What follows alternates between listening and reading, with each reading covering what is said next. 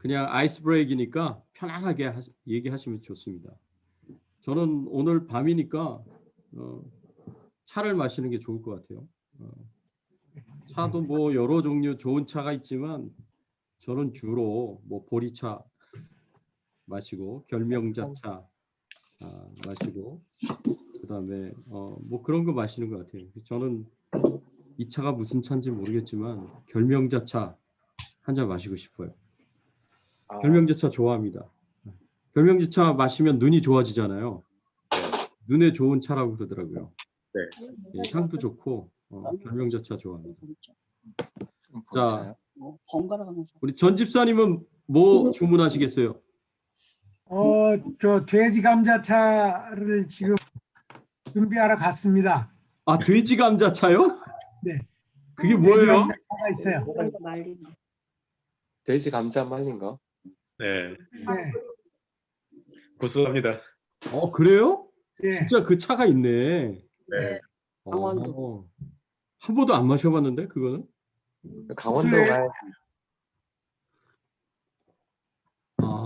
그렇군요. 강원도. 목사님 지금 뭘 마시시나요?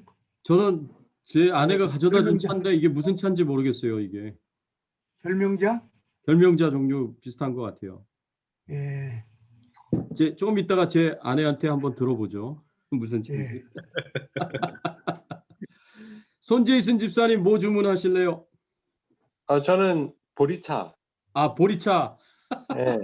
늘 일하러 갈 때 예. 늘 준비해서 가져가요. 2통. 매일. 예. 결명자 아니면 보리차. 결명자 아니면 보리차. 저랑 비슷하네. 네. 보리차 좋아하시는 이유가 뭐가 있어요? 주는 대로 먹. 주는 대로 뭐. 주는 대로. 둥글레 차도 준다 그러네요. 둥글레차 좋죠. 여기까지 아이가 맛을 몰라서 그렇지. 그냥 주는 대로 드시는 거예요? 예. 그 집사님이- 손시원 집사 옆에 있는데 지금 빨래 때문에 예. 괜찮습니다. 약간 화면에서 벗어나 있어요. 네. 아니 얼굴은 한번 보여주셔야지 시온 집사님. 인사는 다 해야죠. 네. 감사합니다. 안녕하세요. 예. 자, 시온 집사님은 뭐 주문하실래요? 저요? 네. 밥만 아니면은 따뜻한 라떼 먹었죠. 라떼. 따뜻한 라떼. 무슨 라떼 특별히? 저요? 오트밀 라떼요. 오트밀 라떼. 좋습니다. 오트밀 라떼. 내가 오트밀 라떼도 한 번도 안 먹어본 것 같은데. 진짜요? 네네네. 강추인데. 나는 돼지 감자차도 처음이고. 엠코 가서 시켜 드시면 되는데 엠코에 맛있어요. 엠코에서 예. 네. 오케이. 네, 오트밀 라떼 한번 제가 먹어보도록 하겠습니다. 돼지 감자차도 한번 먹어보고 못 마셔봤던 거니까. 자, 데이빗 전도사님. 데이빗 선생님 어디 있어? 안 보이시나 저기. 저는 여기 있군. 그냥 제일 많이 마시는 건 루이보스 티 제일 많이 마시고요. 루이보스 티. 예. 그거 아직 안 떨어졌어요? 루이보스 티는 저희 집에서는 끊일 수가 없습니다. 다 먹었어? 응? 먹었어요? 여기 또 있잖아. 그렇죠. 우리 그레이스 사모님은? 저는 딸기 프라푸치노요. 딸기 프라푸치노가 있어요? 프라푸치노 중에? 이쁜 날. 젊다. 얼주가. 얼어 죽어도 아이스. 아니 그냥 지금 갑자기 딸기 아이스크림이 먹고 싶어가지고. 좋습니다. 예, 딸기 아이스크림. 좋은 소식인데. 좋은 소식인데 이거. 진짜. 전사님 빨리 뛰어가서 딸기 아이스크림 사갖고 와야 되는 거 아니에요? 빨리 갔다 와. 아니. 저희 집에 딸기 아이스크림 거의 항상. 그래요? 네. 좋습니다. 예. 자, 우리 오하련 전사님 무슨? 저는 우엉차. 우엉차 맛있죠. 고소하고. 네, 그냥 무난해요. 네. 원래는 커피를 먹고 싶지만 네. 못 먹으니까 우엉차라 근데 왜 나는 얼굴이 하나도 안 보이네? 아, 저는 아, 잘 옆으로 보여요. 아, 밀으셔야 저희는 잘 됩니다. 보여요. 예. 그럼 됐어요. 네. 옆으로 밀어보시라 그랬잖아요. 옆으로 밀어보시라고. 화면을 옆으로. 옆으로 밀어보시라고. 오, 다 나오네. 네. 자, 우엉차는 뭐가 좋아요, 몸에? 우엉차, 저기 지방을 다 뺀대요. 맞아요. 그래요? 네, 다이어트 차예요, 다이어트 차. 또 그렇게 좋구나. 어. 좋구나. 아, 나 새로운 거 많이 하네. 근데 뭐 그냥 맛은 그저 그래요. 아, 왜요? 하준이가 좋아하는데. 구수해요, 구수해. 구수하죠, 우엉차. 아, 하준이는 참 특이해. 네. 아니 그 권사님 그 찻집 가서 우엉차 주시면은 하준이가 얼마나 좋아하는데요. 어머, 특이해, 특이해. 애들이 그런 거 잘 안 먹거든. 네, 맞아요. 잘 안 얘는 먹죠. 예, 예. 좋아해요. 아니, 근데 하준이는 거의 권사님 입맛이야. 네. 네. 하준이 때문에 둥글레차 끓여 마셔요, 저희는. 아, 아유, 그렇구나. 어떡하면 좋아. 아, 재영이는 뭐 주문할래? 차 마시려면. 뭐 주문하는 건가요 지금? 주문. 그냥 아메리카노 그냥 항상. 밤에도 아메리카노 마셔? 네, 저는 가끔 마시는데 뭐 뒷일을 생각 안 하고 그냥 마셔요. 젊다, 청춘이다. 젊어, 청년이야. 네. 전에는 진짜 밤에 잠을 못 잘 때도 있었는데 진짜 그냥 눈만 감았지 밤새도록 깨어 있는 그런 상태도 있었는데 요새는 뭐 누우면 잠을 얼마나 잘 자는지 몰라요, 저도. 예, 다행이에요, 저도. 자, 그러면 이제 수민이 엄마도 좀 같이 나눠줬으면 좋겠어요. 그거 끄고 마이크. 네, 일단 목사님께 드린 차는 아프리칸 선라이즈. 그렇구나. 너무 향기가 좋아서 너무 목사님 향기가 좋아서. 지금 나눠 마시고 있고요. 저는 맘대로 주문하자면 전통 찻집에 가서 수정과를 먹고 싶습니다. 수정과. 예, 좋아. 갑자기 수정과도 먹고 싶어지네. 하준이는 식혜 러버예요, 식혜 러버. 좋죠. 아니, 그래서 요새 시온 집사님 식혜 좀 만드시고 하시나요? 아니 요즘 추워가지고 안 만들고 있어요. 냉동실이 꽉 차서 넣을 데가 없어서. 언제 또 만들어야죠. 네. 만들면 꼭 드릴게요. 제가 달라는 건 아니었고요. 아니. 요새 식혜 만들기 쉽지 않으니까 사람들이 잘 안 만드니까. 손이 많이 가는 거잖아요, 식혜도. 근데 만들면은 사실 그렇게 막 어렵진 않거든요. 요즘에는 밥솥이 있으니까 밥솥으로 다 하거든요. 그렇구나. 목사님 그냥 제가 부족한 거예요. 그냥 아버님 왜 이러세요? 죄송합니다. 이런 거 막 드러내려고 내가 하는 거 아닌데. 아니에요. 저는 하준이가 식혜를 좋아하는데 파는 거는 너무 설탕이 많이 들어 있어가지고 그것 때문에 집에서 만들면은 그냥 브라운 슈거 넣어가지고 조금 덜 달게 해줄 수 있으니까 그래서 저는 만드는 거죠. 좋네요. 저도 하준이 크면 아마 안 만들 거예요. 네. 자, 선교사님 차 주문하세요. 뭐 드실래요? 돼지 감자차 말고 저요? 좋아하시는 거. 카푸치노도 좋고. 저는 아메리카노만 먹어요. 아메리카노. 자, 우리 재영이하고 우리 선교사님, 저도 커피는 주로 아메리카노만 마십니다. 주로. 아메리카노가 제일 깔끔하고 좋은 것 같아요, 저한테. 네. 자, 좋습니다. 우리 서로를 조금씩 더 알아가는 것 같아요. 서로 좋아하는 것들 나누고 그러면서 좀 더 서로 알아가는 것 같아요. 이제 차 뭐 좋아하시는지 이제 다 알았습니다. 이거 다 녹화됐어요. 자, 기도하고 시작할게요. 제가 기도하겠습니다. 하나님 아버지 감사합니다. 주님의 은혜, 주님의 사랑에 감사를 드립니다. 오늘도 저희들이 함께 모여서 하나님의 말씀을 나누고 또 은혜를 나누고 또 삶을 나누는 귀한 시간이 될 수 있도록 하나님께서 축복해 주시옵소서.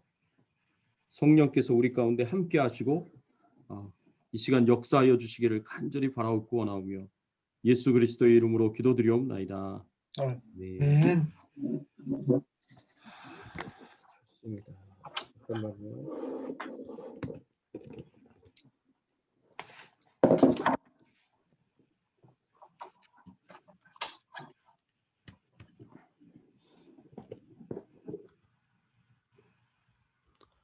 오케이, 잘 들리시나요? 네. 네, 잘 들립니다. 네, 좋습니다. 자, 오늘 첫 번째 누가복음 9장 1절에서 15절까지의 말씀 12제자 파송하는 그 내용을 우리가 잠시 보겠습니다. 12제자를 파송하는 그 일을 예수님께서 공생의 사역 중반에 행하십니다. 제자들과 함께 3년 반 동안 함께 거하시면서 동행하시면서 천국 말씀도 가르치셨고 천국 복음도 가르치셨고 하나님 말씀도 가르치셨어요. 이 말씀으로도 가르치셨고 삶으로도 가르치셨습니다. 함께 제자들과 살아가시면서 예수님의 모든 것을 다 보여주시고 그리고 그것을 가르쳐줬습니다. 여러분, 훌륭한 지도자는요, 훌륭한 지도자가 되기 위한 가장 중요한 조건 중에 하나가 좋은 지도자 모델을 보는 거예요. 좋은 지도자 모델과 함께 살면서 그리고 옆에서 지켜보면서 그분이 어떻게 살아가는지, 그치, 어떤 말씀을 하시는지, 어떤 행동을 하시는지 그거를 두 눈으로 보고 경험하고 이런 사람이 좋은 지도자가 될 수 있는 그런 충분한 자질을 갖추게 됩니다. 그래서 좋은 지도자는 그냥 태어나는 게 아니라 좋은 지도자 밑에서 태어납니다. 훌륭한 지도자는 훌륭한 지도자 밑에서 태어나는 거죠. 그래서 좋은 지도자, 훌륭한 지도자를 이렇게 지켜보는 게 굉장히 중요한 좋은 그런 유익이고 축복이에요. 사실은 축복. 그런데 제자들은 3년 반 동안 이 세상에서 가장 훌륭한 지도자라고 이야기할 수 있는 예수님을 가까이서 지켜볼 수 있었다는 게 그게 얼마나 큰 축복인지 모릅니다. 제자들의 평생에 그 삶의 가장 풍성한 재산이 바로 예수님과 함께 거하였던 그 삶이 아니었던가 그런 생각을 해볼 수가 있습니다. 그래서 예수님께서 제자들을 훈련시키시고 말씀으로 양육을 시켰는데 그 과정 중에 하나가 훈련 과정 중에 하나가 12제자를 파송을 하시는 거였습니다. 물론 예수님이 돌아가시고 난 뒤에 이 12제자들이 12사도들이 이제 뿔뿔이 흩어져서 나중에는 복음을 만방에 선포하기 위해서 뿔뿔이 흩어져서 거기서 순교를 당하는 그런 일들이 있었지만 그 일이 있기 전에 세상에서 어떻게 제자들이 사역을 해야 되는가 그거를 예수님께서 가르쳐 주시고 이제 훈련시키시기 위해서 제자들을 먼저 보내십니다. 이렇게 12제자들을 예수님께서 보내시는데 세상에 보냄을 받은 제자들이 어떻게 사명을 감당해야 하는가 이 말씀을 통해서 생각을 해보면 세상에 보냄을 받은 제자들은 예수님이 주시는 권능을 받아야 된다라고 우리가 볼 수가 있어요. 그냥 나가는 게 아니라 예수님께서 천국 복음을 전하고 또 귀신을 제어하고 병을 고치는 능력과 권세를 주시는 그런 모습을 볼 수가 있어요. 그래서 1절의 말씀에 보면 예수께서 12제자를 불러 모으사 모든 귀신을 제어하며 병을 고치는 능력과 권위를 주시고 라고 이렇게 말씀하고 있습니다. 12제자들을 파송하기 전에 모든 귀신을 제어하는 이 능력과 권위, 병을 고치고 약한 것을 고치는 능력과 권위를 예수님께서 허락해 주셨다라는 거죠. 야, 이게 참 하나님께서 그냥 제자들을 맨 땅에 헤딩하라고 보내신 게 아니라 이 능력과 이 권세를 주셔서 사역을 충분히 감당할 수 있도록 그렇게 하시는 그런 모습을 보면서 참 감사하다 그런 생각이 듭니다. 그래서 예수님께서 사도행전 1장 8절에서도 이렇게 말씀을 하셨어요. 오직 성령이 너희에게 임하시면 너희가 권능을 받고 예루살렘과 온 유대와 사마리아 땅끝까지 이르러 내 증인이 되리라 라고 이렇게 말씀하시는 것을 볼 수가 있습니다. 그러니까 예수님께서 제자들을 예루살렘과 온 유대와 사마리아와 땅끝까지 이르러 내 증인이 되리라 이렇게 말씀을 하셨는데, 내 증인이 되라 라고 말씀을 하셨는데, 그 전에 오직 성령이 너에게 임하시면 너희가 권능을 받고 땅끝까지 복음을 증거하기 이전에 먼저 성령을 보내주셔서 성령의 능력과 권세를 가지고 사명을 감당할 수 있도록 그렇게 제자들을 인도하시는 것을 이 말씀을 통해서 볼 수가 있습니다. 그래서 이런 맥락에서 초대교회 120명의 그 성령의 권능을 받기 위하여 120명의 제자들이 마가 다락방에서 열심히 마음을 같이하여서 기도했다라는 그런 이제 내용이 나옵니다. 이렇게 권능을 받기 위하여서 제자들이 열심히 기도하고 또 하나님 앞에 나아가 간절히 구했습니다. 왜냐하면 하나님 주시는 권세와 능력이 없으면 하나님 사명 감당하기가 힘들기 때문에 그렇습니다. 그냥 인간적인 노력, 인간적인 성품, 이걸로는 물론 당연히 인간적인 노력과 성품이 있어야죠. 그러나 그 인간적인 노력과 우리의 성품이 또 우리의 애쓰는 것들이 헛되이 되지 않기 위해서 성령께서 역사를 해주셔야 실패하지 않고 헛되이 되지 않고 열매를 거둘 수 있도록 그렇게 인도를 하십니다. 그래서 하나님의 이런 권능을 간절히 사모하고 이제 구해야 한다는 거죠. 그래서 우리가 이따가 보겠지만, 누가복음에서 이따가 보겠지만 이렇게 귀신을 제어하는 능력과 권세, 그리고 병을 고치는 능력과 권세를 위하여서 예수님께서 이렇게 교훈을 해주셨습니다. 이르시되, 마가복음 9장 29절, 또 마가복음 9장 29절에 이르시되 기도 외에 다른 것으로는 이런 종류가 나아갈 수 없느니라 하시니라, 그렇게 말씀을 하셨습니다. 그런데 예수님께서 제자들에게, 12제자들에게 이렇게 파송을 하실 때 오늘 본문에는 나와 있지 않지만 마태복음 10장 5절과 6절의 말씀에 보면 이런 말씀을 하십니다. 예수께서 이 12를 보내시며 명하여 가라사대 이방인의 길로도 가지 말고 사마리아인의 고을에도 들어가지 말고 차라리 이스라엘 집에 잃어버린 양에게로 가라라고 이렇게 예수님께서 말씀을 하셨습니다. 예수님께서 이방인에게도 사마리아인에게도 가지 말고 오로지 이스라엘 안에 잃어버린 양에게로 가서 그들에게 복음을 전하라라고 이렇게 말씀을 하신 데에는 중요한 의미가 있습니다. 이것은 이제 이방인에게는 전도하지 말라라는 그런 의미가 아니고요.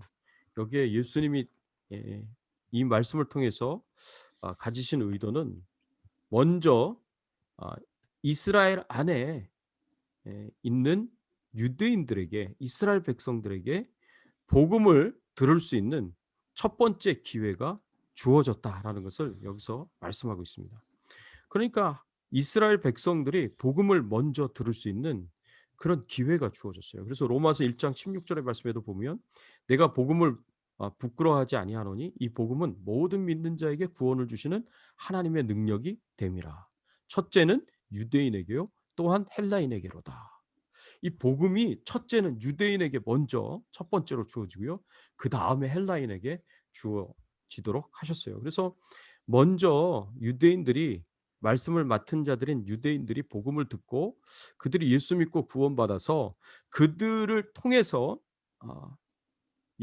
예수님께서는 이 만방의 복음이 증거되어지는 그런 계획을 가지셨던 거예요. 그리고 실제로 이런 계획이 그대로 이루어지지 않았습니까? 이것은 구약의 이스라엘 백성들을 향하여 하나님 가지셨던 계획하고 똑같습니다. 구약의 이스라엘 백성들을 향하여서 하나님께서 뭐라고 말씀하셨습니까? 내가 너를 이방의 빛으로 삼았다 그랬죠. 이방의 빛으로. 이방의 빛으로, 이방인들에게 복음을 전하는 그런 전도자로 하나님을 전하는 전도자로 이스라엘 백성들을 세웠는데 이 이스라엘 백성들이 순종을 안 하죠. 나가기보다는 사람들을 불러 들어오는 찾아 들어오는 사람들에게만 그것도 말씀을 가르치고 율법을 가르치기보다는 이제 유대인이 되게 하는 할례 의식을 행하고 또 절기를 지키게 하고 의식을 지키게 하는 의식주의 쪽에 좀 더 많이 예수님 당시 때 초대교회 때 유대인들은 치우쳐 있었습니다. 그래서 하나님이 기대했었던 그런 모습이 아니었죠. 그런데 예수님께서는 지금 먼저 유대인들에게 복음이 증거되어지게 하고 그들을 통해서 만방에 그리스도의 복음이 증거되어지도록 그렇게 의도하셨고 말씀하고 있는 것이고 그래서 실제로 사도행전의 말씀에 보면 초대교회 때 유대인들이 먼저 복음을 받습니다. 그리고 성령을 받고요. 그리고 그 유대인들이 오순절날 수천 명이 베드로가 복음을 전할 때 처음에는 3,000명, 그 다음에는 5,000명이 그리고 계속해서 복음을 받아들여서 제자가 되고 그리고 사도행전 7장에 보면 그런 제자들에게 교회에 핍박이 일어나게 됩니다. 그래서 야고보 사도도 그때 죽지만 그 핍박으로 인해서 우리가 잘 알고 있는 스데반 집사도 이제 죽게 되지만 그 다음에 이 제자들이 뿔뿔이 흩어져요.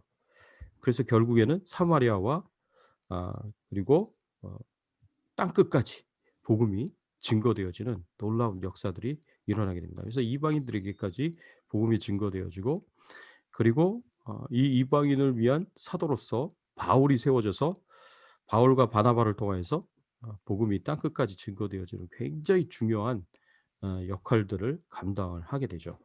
그 다음에 예수님께서 이스라엘의 잃어버린 양에게로 먼저 가라고 얘기했었던 것은 물론 뭐 세계 선교도 당연히 우리가 해야 되지만 그렇지만 우리 각 사람들은 먼저 자기 가정과 자기 나라 사람들에게 복음을 전하기를 예수님께서 원하셨다라고 볼 수가 있어요. 그래서 복음이 전파되어진 초대교회의 모습도 보면 예루살렘과 온 유다와 사마리아와 땅 끝까지 이 순서대로 정해졌어요. 나중에는 뭐 이게 동시에 이루어졌지만 처음에 복음이 전파되었을 때를 생각해 보면 예루살렘과 온 유다와 사마리아와 땅 끝까지 이렇게 복음이 이제 전파가 되었습니다. 그래서 우리가 생각해야 될 것이 우리 안에, 우리 가정 안에, 내 가까운 사람들 안에 이 복음을 들어야 할 사람들, 또 예수 믿어야 할 사람들이 있는가 그들을 돌아보면서 그들에게 먼저 복음을 전하는 것이 우리에게 필요하다라는 것을 우리가 생각을 해볼 수가 있고요. 그리고 복음을 전하러 다니면서 이 누가복음 9장 12절 말씀에 보면 그 집에 들어가면서 평안하기를 빌라라고 이렇게 말씀하시는 예수님의 말씀이 있습니다. 그래서 그 집에 들어가면 사람들에게 먼저 평안을 빌라고 그렇게 말씀을 하셨습니다. 이 마태복음에 나오는 말씀이네요. 이 평안을 빌라고 말씀을 하시는 이 의미가 뭐냐? 그것은 사람들에게 평안을 전하는 그런 사명을 감당하라고 사람들의 평안을 빌어주고 그들이 진정한 평안을 얻도록 돕고 섬기는 자들이 되라는 이제 그런 의미로 우리가 생각을 할 수가 있습니다. 그래서 우리가 전도하면서 그리고 복음을 전하면서 그리고 하나님의 말씀을 전하면서 우리가 조심해야 될 게 싸우면 안 돼요. 싸우면 안 됩니다. 전에 한 10년도 넘게 전에 신문을 보니까 어떤 LA의 가게에 스님이 들어오셨는데 그 가게 주인이 눈을 부릅뜨고 사탄아 떠나가라 그랬다는 거예요. 그래가지고 그게 신문에 났어요. 그 옛날에 신문에 보니까 그 뭐 해 무슨 스님이라고 지하철에서 이렇게 시주함을 딱 놓고 그 앞에서 목탁 두들기면서 불경을 이제 암송하고 있었던 그 스님이 있는데 어떤 분이 그 스님 머리 위에다가 손을 얹고 한 손에는 십자가를 들고 한 손에는 머리에 손을 얹고 사진을 찍었더라고요. 근데 이것 때문에 또 난리가 났습니다. 이게 너무 무례한 기독교라고 여러분 이렇게 무슨 뭐 싸우듯이 이렇게 하면 안 됩니다. 그리고 복음 전하다가 절대 싸우면 안 됩니다. 예. 교회에 대해서 욕을 하면은요, 예수 믿는 사람들에 대해서 욕을 하면 그냥 죄송합니다. 제가 대표로 사과를 드리겠습니다. 교회의 대표로. 제가 대표는 아니지만 마음이 많이 상하셨는데 죄송합니다. 제가 잘못했습니다. 제가 대표로 사과하겠습니다. 이제 이렇게 해서 마음을 풀어주려고 애를 쓰고 노력하셔야 돼요. 왜냐하면 지금 내가 전하는 복음을 이 사람이 안 듣더라도 다른 사람을 통해서 복음을 듣고 예수 믿고 구원받을 수 있어요. 근데 그 마음을 다치게 만들면 안 되는 거예요.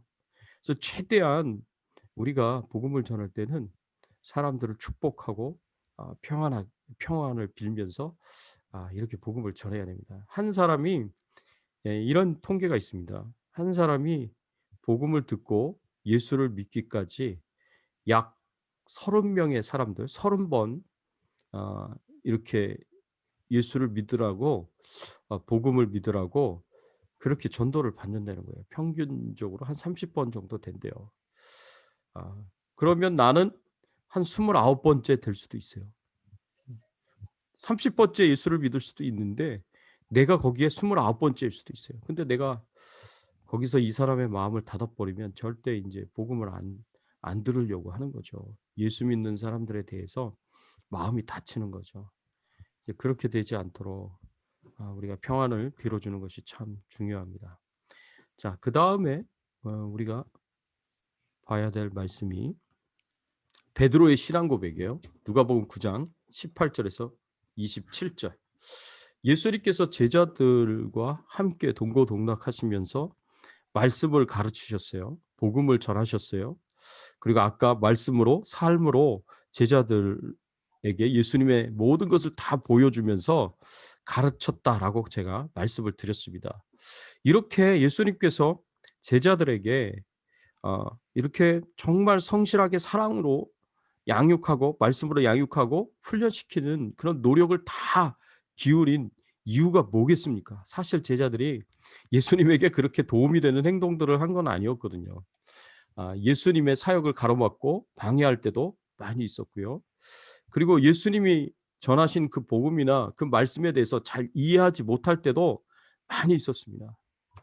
그리고 예수님께서는 이제 내가 장차 사람들에게 넘겨져서 십자가에 못 박히게 될 것이고 사흘 만에 부활하리라, 이런 이제 중요한 말씀을 하시는데 그 말씀의 의미를 깨닫지 못하고 관심도 갖지 않고 서로 자기가 높은 자리에 앉겠다고 제자들끼리 서로 다투는 그런 모습들도 종종 볼 수가 있습니다. 그런데도 불구하고 예수님께서 포기하지 않고 이 제자들을 계속해서 말씀으로 양육하고 훈련시키십니다.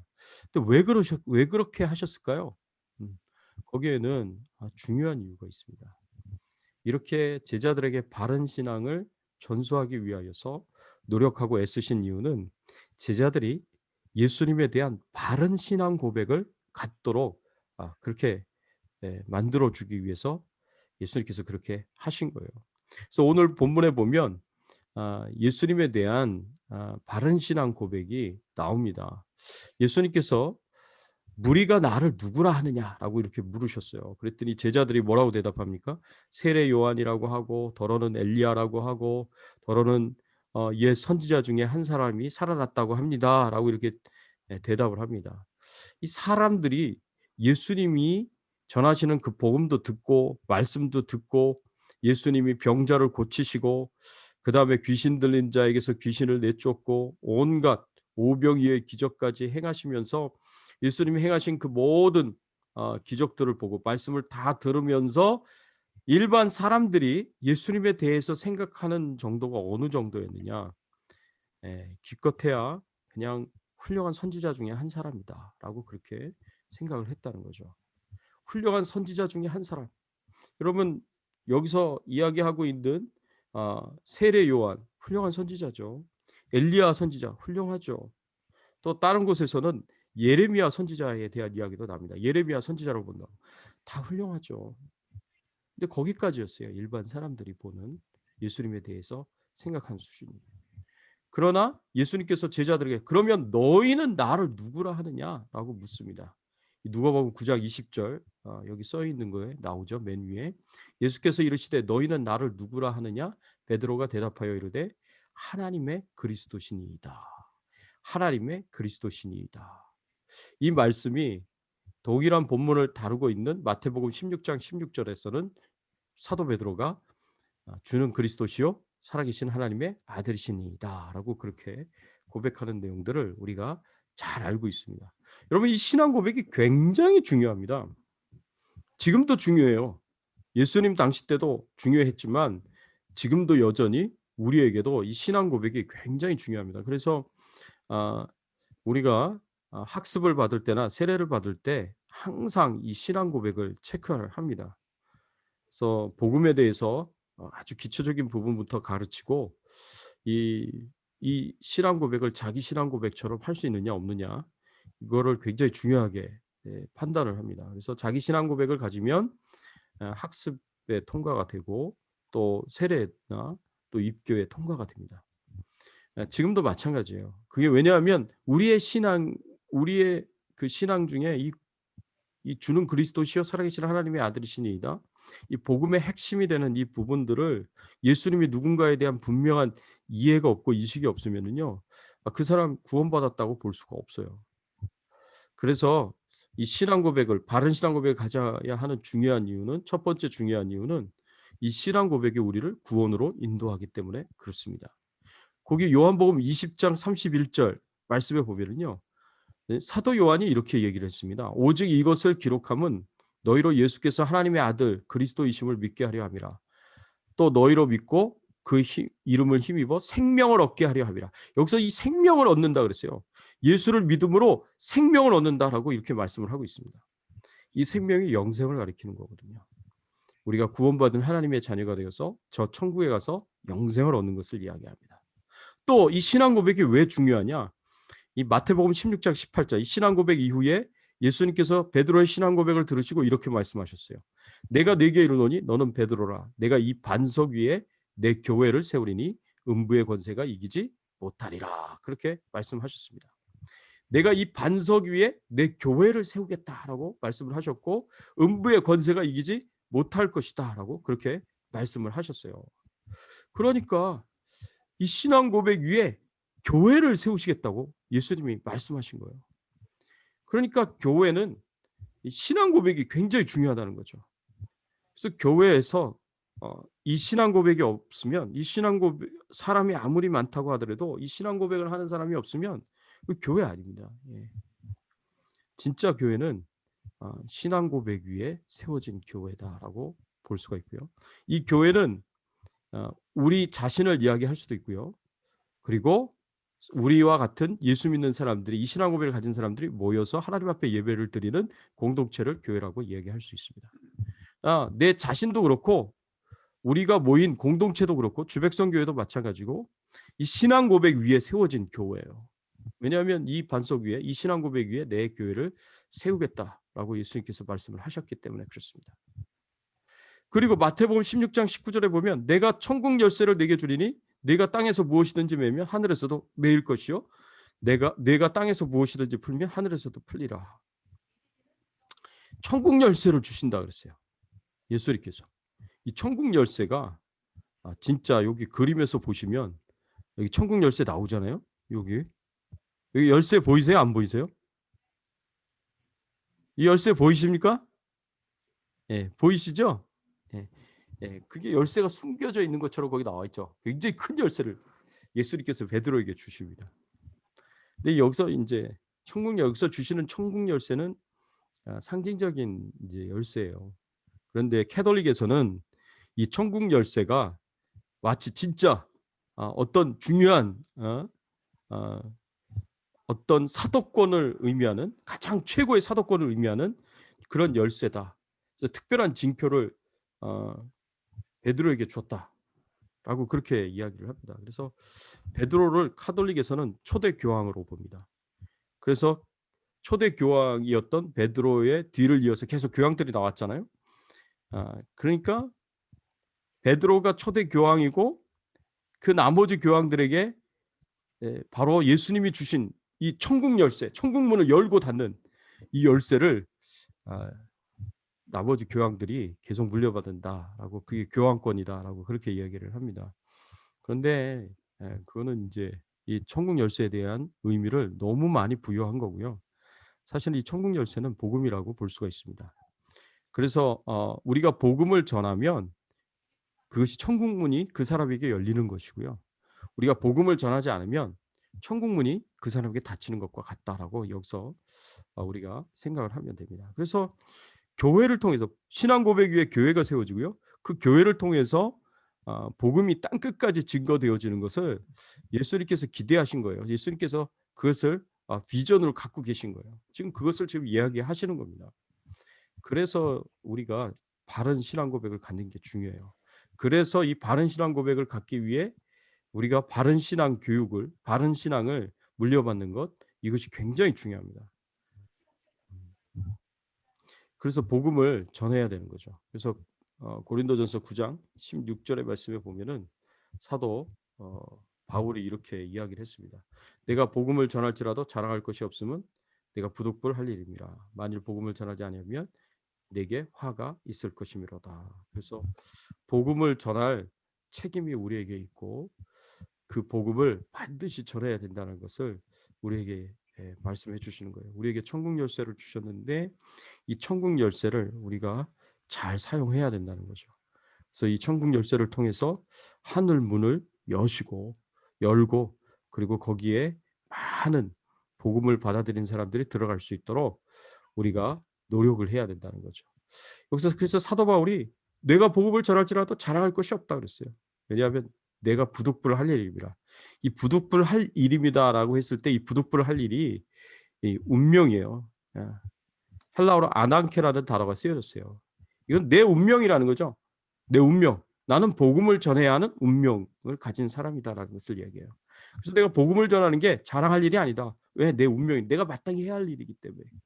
만일 복음을 전하지 않으면 내게 화가 있을 것이라고 사도 바울이 그렇게 고백을 했어요. 그래서 우리가 천국 열쇠를 받은 그리스도의 제자들로서 우리가 땅 끝까지 복음을 전하는 이 사명을 잘 감당하셔야 됩니다. 그 다음에 세 번째로 우리가 생각해야 될 게 누가복음 9장 28절에서 36절 변화산에서의 변화입니다. 변화산에서의 변화. 여러분 누가복음 9장 27절 말씀 바로 한 절 전에 보면 예수님께서 어떤 예언을 하셨냐면 내가 참으로 너희에게 이르노니 여기 서 있는 사람 중에 죽기 전에 하나님 나라를 볼 자들도 있을 것이다 라고 이렇게 말씀을 하셨어요. 죽기 전에 하나님 나라를 볼 자가 있을 것이다. 그렇게 말씀을 하셨는데 생각을 해보면 제자들이 죽기 전에 하나님 나라를 본 사람이 없거든요. 천국에 간 사람이 없거든요. 제자들이 죽기 전에. 천국에 가본 사람은 사도 바울이 가봤잖아요. 3층천에 들어갔잖아요. 그런데 3층천에 들어간 사도 바울은 여기서 지금 이 말씀을 듣는 제자들 중에는 없어요. 나중에 예수 믿었으니까. 근데 거기 있는 사람들 중에 제자들 중에 이 천국을 볼 사람이 있을 것이다. 예수님께서 그렇게 예언하신 거거든요. 근데 실제로 천국을 본 사람들이 나타나게 됩니다. 그게 누구냐? 예수님과 함께 변화산에 올라간 베드로와 요한과 야고보 이 세 사람이 그 변화산에서 천국의 한 부분을 봤어요. 천국의 한 일면을 봤어요. 그 변화산에 올라가니까 어떤 일들이 일어났어요? 그 천국의 모습을 봤는데 하나님의 영광으로 빛나는 그런 모습을 본 거예요. 누가복음 9장 29절에 보니까 예수님께서 그 산 꼭대기에서 높은 산에서 기도하실 때 용모가 변화되고 그 옷이 휘어져 광채가 나더라. 예수님이 변화산에서 용모가 변화됐어요. 그 옷이 휘어져서 광채가 났다 그랬어요. 이 마태복음 17장 동일한 본문을 다루고 있는 마태복음 17장의 말씀에 보면 그 얼굴이 태양처럼 빛이 났다라고 표현했습니다. 이 옷이 휘어져 광채가 났다. 그렇게 표현하고 있고요. 이 세상에서 빨래하는 자가 그렇게 희게 할 수 없을 만큼 매우 휘어졌다라고 그렇게 표현하고 있는 그 말씀을 볼 수가 있습니다. 그러니까 한마디로 말해서 정말 예수님께서 눈이 멀 정도로 빛이 나는 모습으로 바뀌었다라는 거예요. 이 마치 모세가 시내산 꼭대기에 올라가서 십계명을 받을 때 얼굴에서 광채가 났다 그랬잖아요. 그 빛이 나서 수건으로 얼굴을 가렸다고 했을 정도로 예수님의 온몸에서 광채가 난 거예요. 이 광채는 뭘 의미하느냐? 예수님의 영광을 의미하는 거거든요. 예수님이 하나님으로서 가지신 영광. 그동안은 예수님께서 하나님으로서 가지신 영광을 다 가리셨어요. 다 감추셨어요. 그런데 그 예수님께서 그 감추신 그 영광을 이 변화산 꼭대기에서 드러내셨습니다. 그래가지고 용모가 변화되고 옷이 광채가 휘어져서 광채가 나서 휘어져서 광채가 나고 빛나는 모습이 되셨고 하나님의 영광의 빛을 보이셨다라고 우리가 생각을 해볼 수가 있습니다. 그런데 예수님만 그렇게 된 게 아니라 예수님 앞에 나타난 모세와 엘리야도 하늘에서 내려온 천국에서 내려온 모세와 엘리야도 빛이 나는 거예요. 누가복음 9장 30절에서 31절 말씀에 보면 이렇게 표현되어 있어요. 문득 두 사람이 예수와 함께 말하니 이는 모세와 엘리야라. 영광 중에 나타나서 장차 예수께서 예루살렘에서 별세하실 것을 말할세라고 이렇게 표현했어요. 여기 나타난 모세와 엘리야가 영광 중에 나타났다 그랬어요. 영광 중에. 이 표현은 모세와 엘리야도 예수님처럼 하나님의 그 영광 가운데 참여를 해가지고 빛이 났다는 것을 의미하죠. 그래서 천국은 어떤 것이냐? 하나님의 영광의 빛이 가득한 곳이고, 그래서 요한계시록 21장 22절 24절에 보면 해나 달의 비침이 필요가 없는 곳이다라고 그렇게 말씀하고 있고요. 그리고 그곳에 참여한 하나님의 백성들은 하나님의 영광에 참여하여서 그 영광 가운데 하나님의 자녀들도 빛이 나는 곳이다라고 우리가 생각을 해볼 수가 있습니다. 뿐만 아니라 그 천국은 어떤 곳이라고 얘기하고 있느냐? 죄의 속박에서 벗어나 온전한 자유와 구원을 누리는 곳이다라고 얘기를 합니다. 그걸 어디서 알 수가 있습니까? 누가복음 9장 31절에 영광 중에 나타나서 장차 예수께서 예루살렘에서 별세하실 것을 말할세. 이 별세라는 단어가 굉장히 중요한 단어입니다. 영어로 표현하면 departure라고 표현되어 있는데 이 출발이라고 표현되어 있는 거예요. 그러나 이 헬라어의 원어의 의미를 보면 이 별세는 출애굽을 의미하는 엑소더스의 단어가 쓰여졌습니다. 이 엑소더스는 출애굽을 이야기하는 단어거든요. 그러니까 이스라엘 백성들이 애굽에서 종살이하고 노예 생활을 했던 것에서 탈출을 한 거예요. 그 구속에서 벗어나서 자유하게 되고 해방되었음을 나타내는 단어가 엑소더스거든요. 그런데 예수님의 죽음을 가리켜서 지금 여기서 엑소더스다라고 그렇게 표현을 하는 거예요. 이 엑소더스라고 표현한 이유는 이 땅에서 살아가는 날 동안에는 우리가 죄로부터 벗어날 수가 없고 죄의 종로를 타고 노예 생활을 하고 그리고 죄의 그 어두움의 그 증상들, 뭐 질병에 걸리고 슬프고 아프고 고통을 당하고 상처를 입고 다 죄 때문에 일어난 일들이잖아요. 천국은 바로 그 모든 죄와 죽음으로부터 죄의 증상들로부터 완전히 자유하고 해방할 수 있는 곳임을 여기서 이 단어로 설명을 하고 있다라고 우리가 볼 수가 있습니다. 그리고 그때 어떤 일이 일어났습니까? 하늘에서 하나님께서 말씀을 하셨어요. 하늘에서 하나님께서 말씀을 하셔서 이는 뭐라고 말씀을 하셨습니까?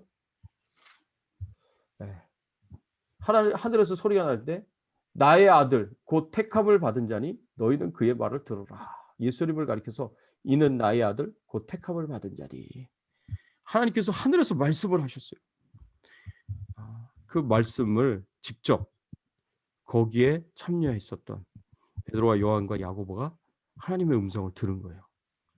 천국은 어떤 곳입니까? 천국은 우리가 직접 하나님과 교제를 나눌 수 있는 곳입니다. 하나님의 음성을 들을 수 있는 곳이에요. 고린도전서 13장 12절의 말씀에도 보면은 이렇게 표현되어 있어요. 우리가 지금은 거울을 보는 것 같이 희미하나 그때에는 거울과 얼굴을 대하여 볼 것이요. 지금은 내가 부분적으로 아나 그때에는 주께서 나를 아신 것 같이 내가 온전히 알리라. 지금은 우리가 거울을 보는 것 같이 희미하다 그랬어요. 지금 우리가 사용하는 거울은 아주 성능이 뛰어난 거울이죠. 그래서 얼굴에 있는 주름이나 잡티도 다 볼 수 있는 거울인데 옛날의 거울은 그렇지 않았어요. 옛날의 거울은 이 구리, 황동으로 얼굴을 비춰봤기 때문에 그렇게 선명하게 볼 수 없는 아주 희미하게 보는 그런 거울이었습니다.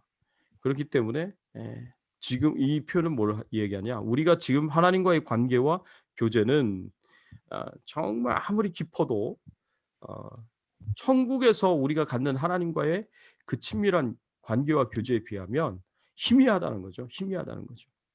그러나 천국에서는 하나님으로부터 직접 우리가 말씀을 들을 것이고 하나님의 음성을 들을 것이고 하나님과 가까운 친밀한 교제를 나누게 될 것이다라고 그렇게 우리에게 가르쳐주고 있고 말씀해주고 있어요.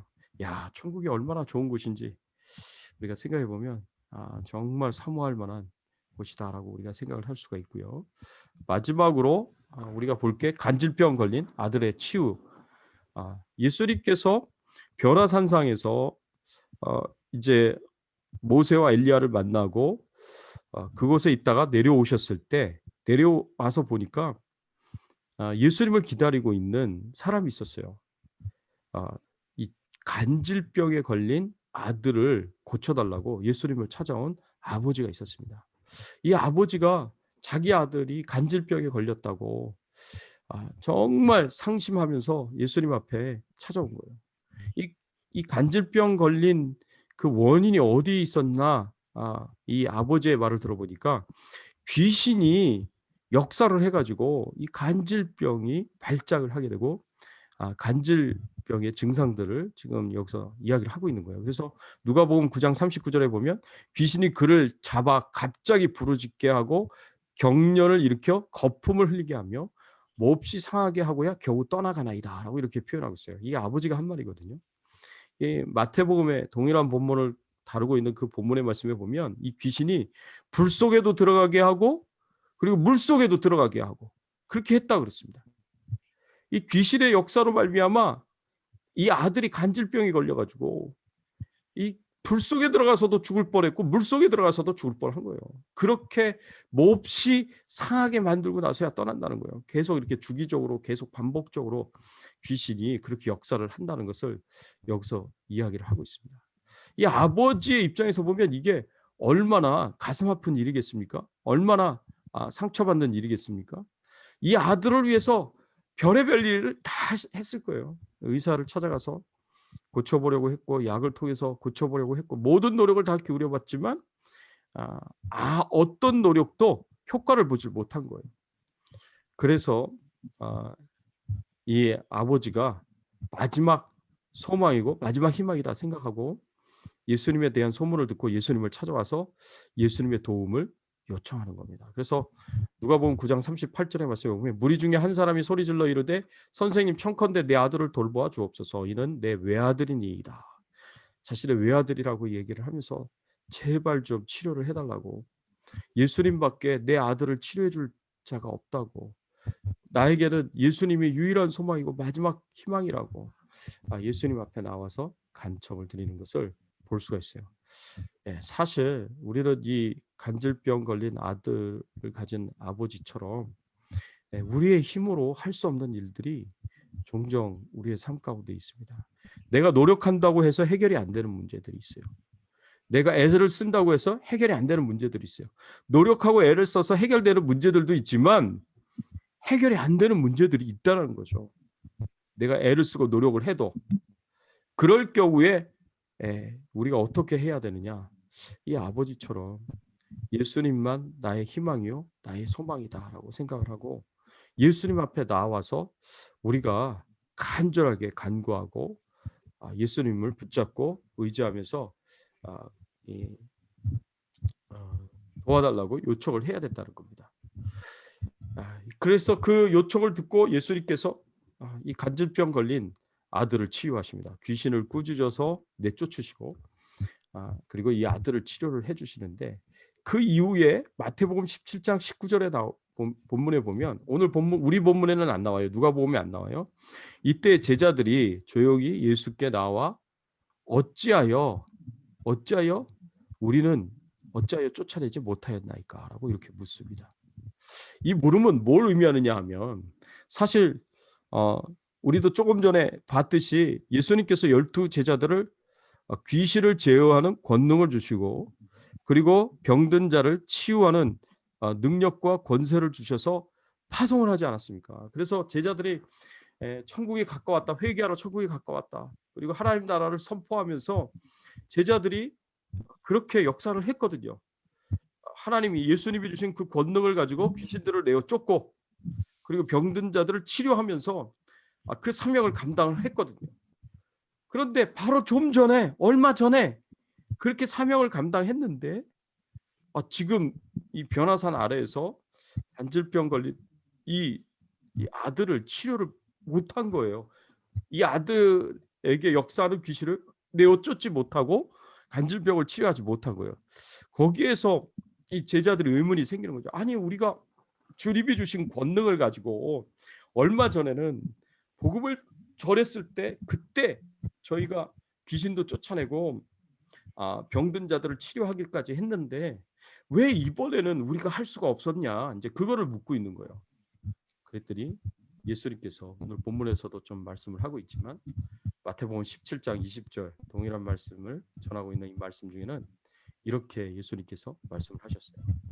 이르시되 너희 믿음이 작은 까닭이니라. 진실로 너희에게 이르노니 만일 너희에게 믿음의 겨자씨 하나만큼만 있어도 이 산을 명하여 여기서 저기로 옮겨지리라 하면 옮겨질 것이요 또 너희가 못할 것이 없으리라. 왜 이들이 못한 거예요? 믿음이 작기 때문에 그래요. 믿음이 작기 때문에. 이 간질병 걸린 아들을 가진 아버지가 치유의 은혜를 받을 수 있었던 것은 예수님이 가지고 계시는 그 능력과 권세에 힘입어서 그 아들이 치료를 받을 수 있는 은혜를 얻은 것은 예수님이 나의 최후의 희망이시고 유일한 희망이다라는 그런 믿음과 그리고 그런 기대와 그런 신뢰를 가지고 예수님 앞에 나와서 간청했기 때문에 그렇습니다. 여러분 믿음이 굉장히 중요합니다. 하나님의 역사가 일어나려면 믿음이 있어야 돼요. 믿음을 가져야 돼요. 그래야 하나님의 역사가 일어납니다. 믿음이 없는 곳에서는 하나님의 역사가 일어나지 않습니다. 그것이 성경의 원리예요. 그래서 항상 이 믿음이 하나님의 역사, 성령의 역사, 하나님의 능력이 나타나는 통로였다라는 것을 볼 수가 있어요. 그래서 뭐 12의 혈루병 앓는 여인을 치료할 때도 내 믿음이 너를 구원하였느니라 라고 예수님께서 그렇게 축복하시면서 말씀하지 않습니까? 마찬가지예요. 또 믿음 외에 또 뭐가 더 필요하냐? 마태복음 17장 21절에 보면 이 없음이라는 단어가 나옵니다. 마태복음 17장 21절에 보면 여러분들이 그곳에 가로 열고 없음 가로 닫고 이런 내용이 나옵니다. 그리고 그 앞에 조그만 글씨로 2번이라고 썼어요. 조그만 글씨로 2번. 이거는 이제 각주거든요. 각주. 주석이거든요. 그 2번을 찾아서 밑으로 성경 밑으로 내려가 보면 이렇게 조그만 글씨로 이렇게 표현돼 있어요. 기도와 금식이 아니면 이런 유가 나가지 아니하느니라가 있음. 이렇게 표현했어요.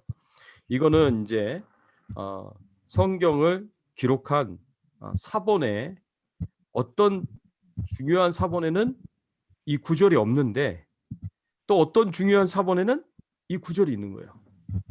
그래서 이거를 동시에 표현을 해주는 거예요. 없음이라고 표현했지만 또 다른 중요한 사본에는 이런 기도와 금식이 아니면 이런 유가 나가지 아니하느니라 라는 예수님의 말씀이 기록되어 있다라는 것을 이야기를 해주고 있는 거예요.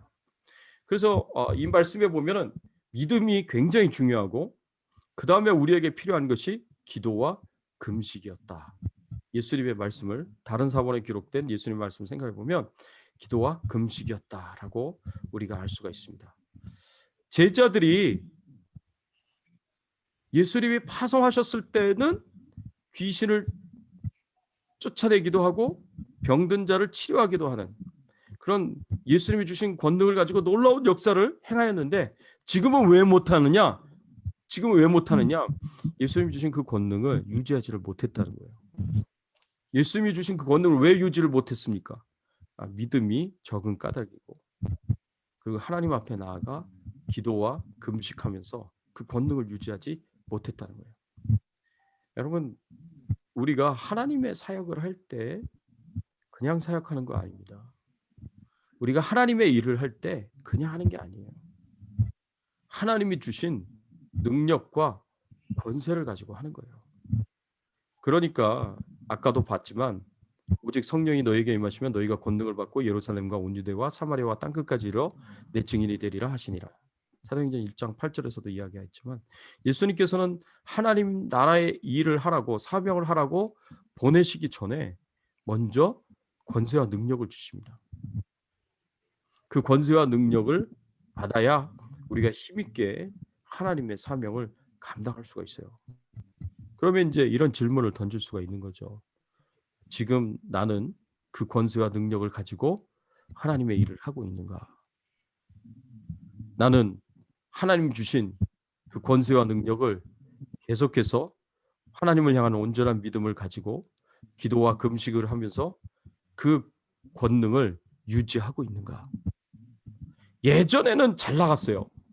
예전에는 잘했어요. 근데 지금은 안 되는 거예요. 이유가 뭐예요? 내 믿음이 작아진 까닭이고, 내가 하나님 앞에 기도하며 금식하며 하나님으로부터 주신 그 권능을 유지하며 내가 사명을 감당하지 못하고 있기 때문에 그런 거예요. 그러니까 능력이 나타나지 않는 거고, 그러니까 역사가 나타나지 않는 겁니다. 자, 이런 이제 굉장히 도전적인 그런 말씀이 우리에게 주신 말씀이다라고 우리가 생각을 할 수가 있고요. 혹시 오늘 나눈 말씀 중에 여러분들이 궁금하신 거 있으면 지금 질문하십시오.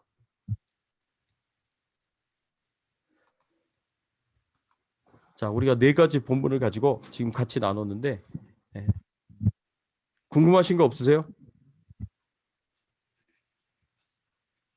여러분들이 질문을 안 하면 제가 교만해집니다.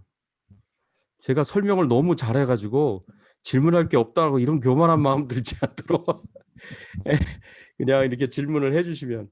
궁금하신 거, 평소에 궁금하신 거 없어요? 목사님, 그 마태복음 17장 21절의 말씀에 네네. 기도와 금식이 아니면 이런 유가 나가지 아니하느니라 이 말씀이 있잖아요. 네네네. 근데 어떤 성경에는 이 말씀이 그냥 기도 외에는으로 나오고 마가복음에 나옵니다. 그 말씀이. 마가복음에 나오죠. 예예. 제가 봤던 킹 제임스 성경에는 양쪽 다 기도와 금식을 이렇게 얘기하시거든요. 네네. 그거를 그래서 킹 제임스 버전이 참조한 4번이 기도와 금식을 이야기하고 있기 때문에 기도와 금식을 이야기하는 거예요. 킹 제임스 버전도 권위 있는 중요한 4번들을 참조를 해서 만들어진 성경이기 때문에, 그러니까 어떤 4번을 이제 취하느냐에 따라서 약간 이제 조금씩 달라질 수가 있는데, 그래서 이제 여기서는 우리가 가지고 있는 성경에서는 없음이라고 표현을 했지만, 그러면서도 다른 또 중요한 4번에는 이 말씀이 있으니까 참조해라 라고 지금 가르쳐주는 의미에서 이렇게 적어놓은 거예요. 그렇게 각주로. 또 질문 있으세요? 그 귀신을 제어하는 능력이라고 하셨는데, 네. 그게 그러니까 분별력도 그런 능력으로 볼 수 있는 건지, 아니면 분별력을 통해서 그런 능력을 이렇게 행할 수 있는 건지, 그런 것도 좀 궁금해요. 귀신을 분별하는 거? 그러니까 분별력도 그런 능력에 해당하는 건지, 예.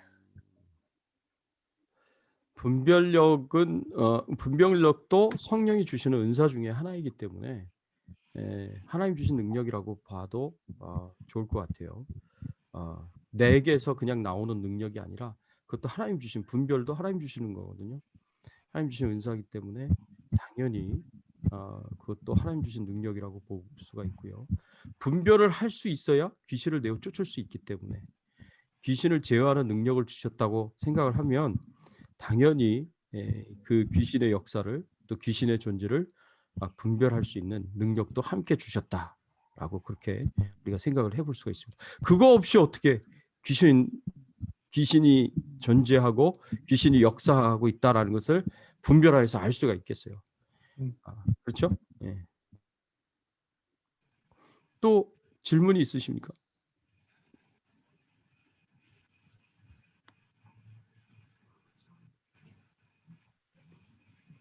손재희선 집사님 질문 없으세요? 지금은 없어요. 지금은 없어요? 예, 네, 생각을 하고 있긴 있는데 네네. 이제 조금 정리가 필요할 것 같은데요. 오케이. 어떤 거냐면 네. 그 권세와 능력을 가진 분들이 많잖아요. 네. 이분들도 기도도 많이 하고 금식도 많이 하고 그래서 권세도 있고 능력도 있고 그런데 마지막에 천국에 못 들어가는 그 말씀에 있는 것처럼 뭐 귀신도 쫓아내고 또 그랬는데 예수님이 이 사람들을 모른다라고 말씀하시는 네네. 그런 구절이 있잖아요. 네네, 맞아요. 그래서 이런 권세와 능력이 네. 얼마만큼 중요한가. 그러니까 기도와 금식을 많이 해서 이런 권세와 능력을 유지하고 그런데 결국은 예수님이 원하시는 궁극적인 예수님이 원하시는 거를 하지 못하기 때문에 네. 천국에 못 들어가는 거예요. 네네. 예, 알겠습니다. 그게 어떤 의미인지 제가 말씀을 드리자면 천국에 들어가는 것은 예수 그리스도를 믿는 믿음으로 들어가는 겁니다. 예수 그리스도를 말씀해주고 있는 복음을 믿고 들어가는 거예요. 천국에 들어가는 것은 능력을 행하고 권세를 행하는 것으로 천국에 들어가는 게 아니거든요. 그런데 이 능력과 권세는요, 하나님으로부터만 오는 것도 있지만 하나님이 아닌 영적 존재들, 다른 영적 존재들, 심지어는 사단으로부터도 이런 능력과 권세가 나타날 수 있어요. 이 출처가 능력과 권세, 병을 고치고 귀신을 제어하는 능력과 권세의 출처가 사단 가운데서도 나올 수가 있다라는 거죠. 예를 들어서 요한계시록에 나타나 있는 에서 이야기하고 있는 적그리스도 그리고 거짓 선지자들 이런 사람들이 기적을 행할 것이다라고 성경에서 예언하고 있어요. 여러분 나중에 적그리스도가 나타나면 그 적그리스도가 예수님이 행한 것처럼 초대교회의 제자들이 행한 것처럼 기적을 행한다고 기적과 이적을 행할 것이라고 그렇게 그래서 사람들을 미혹할 것이라고 그렇게 성경에 나와 있습니다. 그렇기 때문에 기적과 이적을 행하는 능력과 권세가 있다고 해서 그게 사실은 천국에 들어갈 수 있는 보장할 수 있는 그런 근거가 되지 못합니다. 우리가 천국에 들어가고 하나님 나라에 들어가는 것은 복음에 대한 믿음 그것이 결정적이고 그게 다예요. 그래서 예수님이 나를 천국에 들어가게 할 이유를 하나만 이야기하라고 얘기를 하면 내가 예수의 이름으로 뭐 기적도 행하고 귀신도 쫓아내고 병자도 치유했습니다. 그거 가지고는 천국 못 들어갑니다. 그 말씀에서도 강조를 하고 있는 게 불법을 행하는 자들이거든요. 하나님의 말씀을 믿고 그 하나님의 말씀에 순종하는 자들에 대한 강조에서 그 내용이 나오거든요. 그렇기 때문에 복음을 믿고 그리고 그 복음의 말씀에 온전히 순종하고 말씀에 온전히 순종하고 그렇게 하는 자들이 천국에 들어갈 수 있는 거지. 이 능력과 권세로 행하는 것 가지고는 그건 천국에 들어갈 수 있는 근거는 안 됩니다. 대신 우리가 사역을 하는 데 있어서는 꼭 필요한 하나님의 능력이고 하나님의 권세입니다.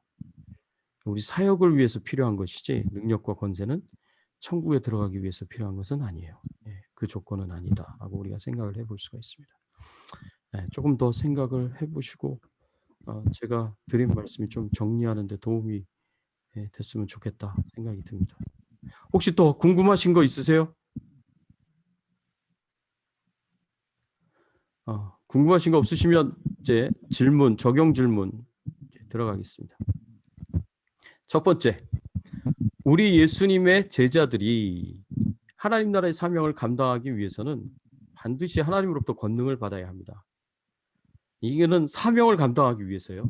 천국에 가기 위해서가 아니라 귀신을 제어하고 병을 고치는 능력과 권세를 받아서 사명을 감당해야 합니다. 이런 권능을 받아서 사명을 감당해야 된다는 거죠. 그런데 사실은 교회에서는 이런 일들을 경험하기가 쉽지가 않습니다. 그러나 복음이 전해지는 선교지에서는 파워 인카운터라고 그걸 부르더라고요. 이 하나님의 파워가, 하나님의 어토리티와 하나님의 파워가 선교의 현장에서, 복음의 현장에서 나타납니다. 그 선교사님들이 병을 고치는 경우가 굉장히 많아요. 우리 찬양팀에 그 자매인 아인이 있잖아요.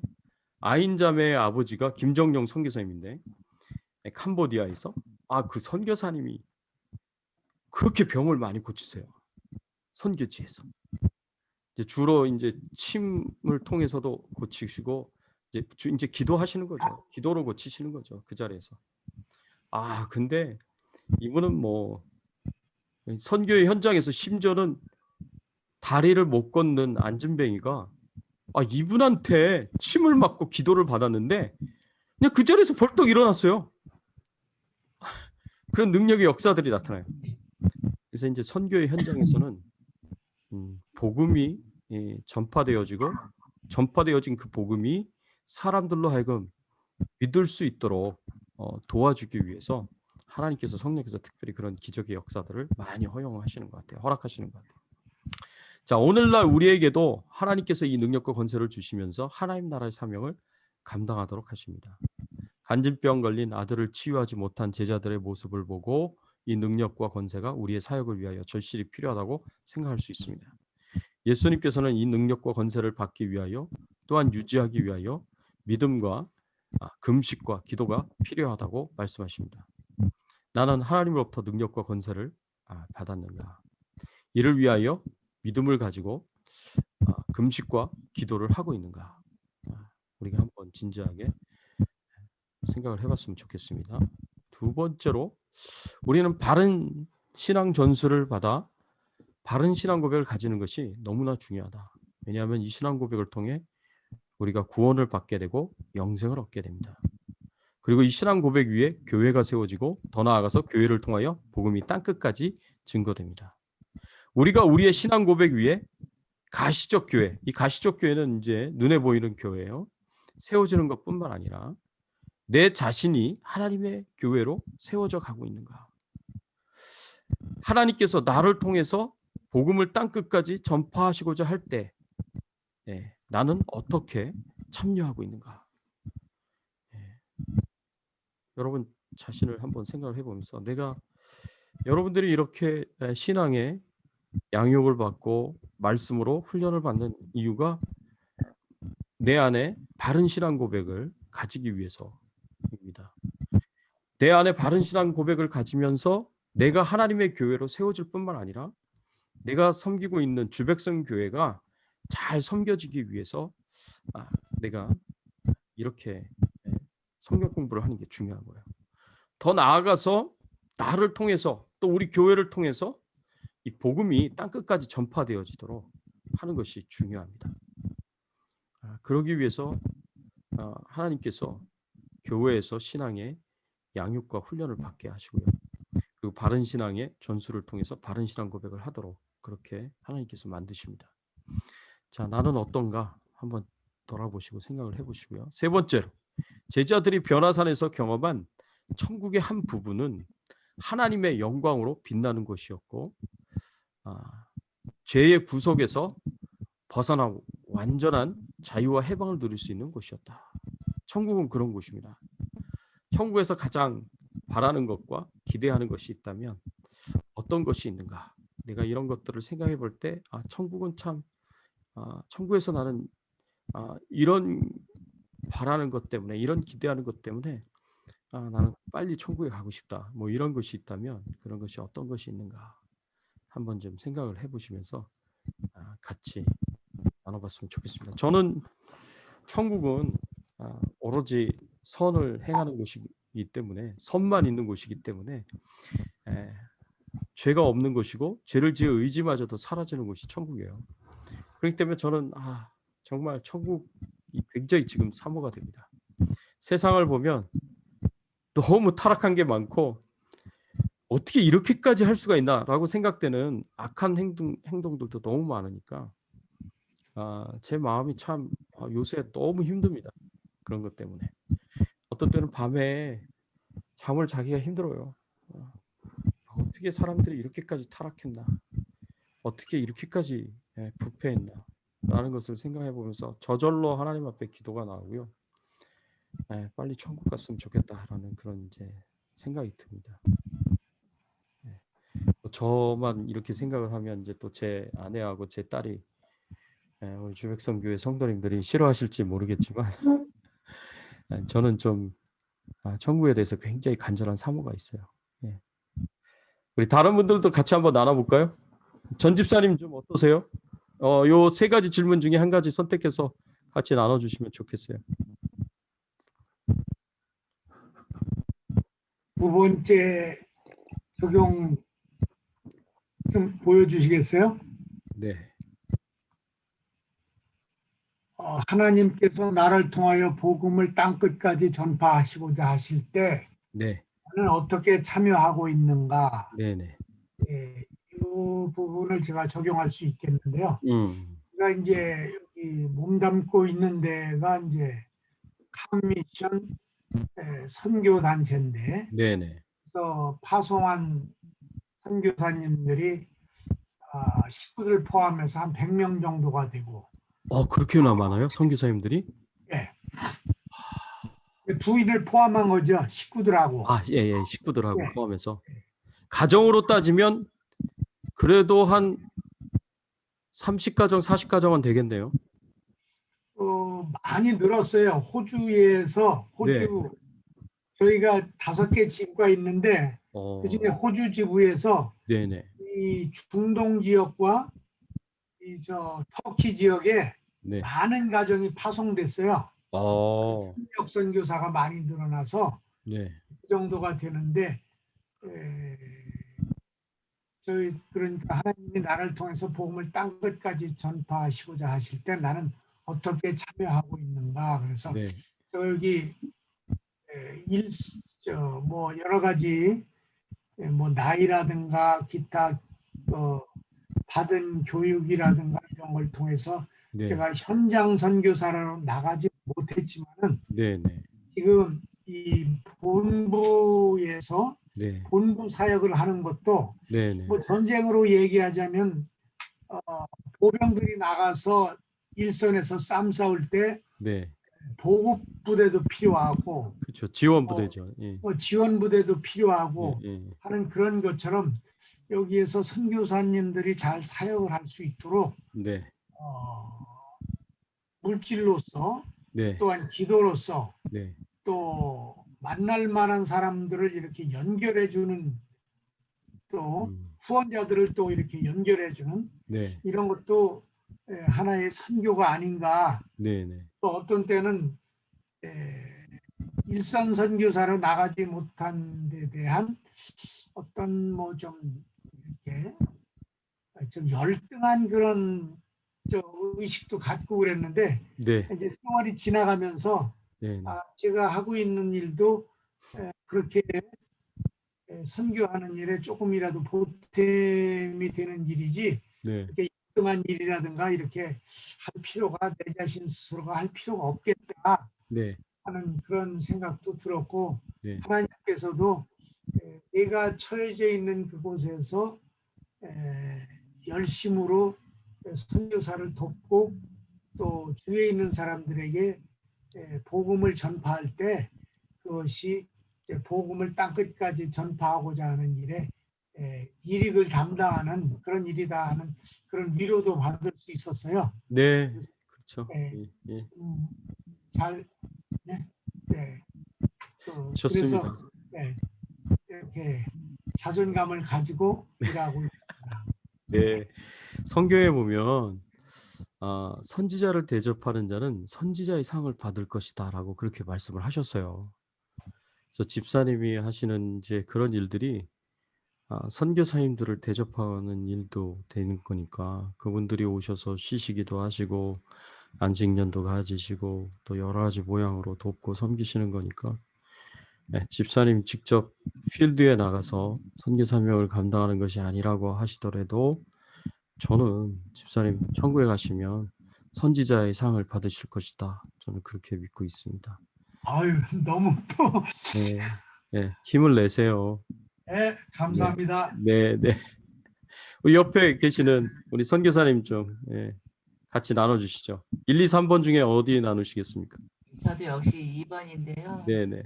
예, 주는 그리스도시고 살아계신 하나님의 아들이라는 그 신앙 고백 위에 네, 우리가 서 있고 또 네. 그것으로 인해서 구원을 받았고 네, 다른 어떤 것이 아니라 이렇게 받았는데 좀 하나님 앞에 죄송한 마음이 있는 것이 사실은 선교 때문에 제가 미국에 왔고 네, 네. 그것들을 행하려고 왔는데 생각처럼 네, 이렇게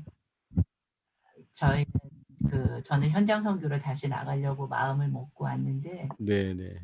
생각처럼 이렇게 본부하고 또 그들하고 네, 얘기가 잘 안 됐었어요. 네, 집사님 나이도 있고 그래서 은퇴를 생각을 하고 있는 상황에 이 질문 앞에 서니까 하나님 앞에 너무 죄송한 거예요.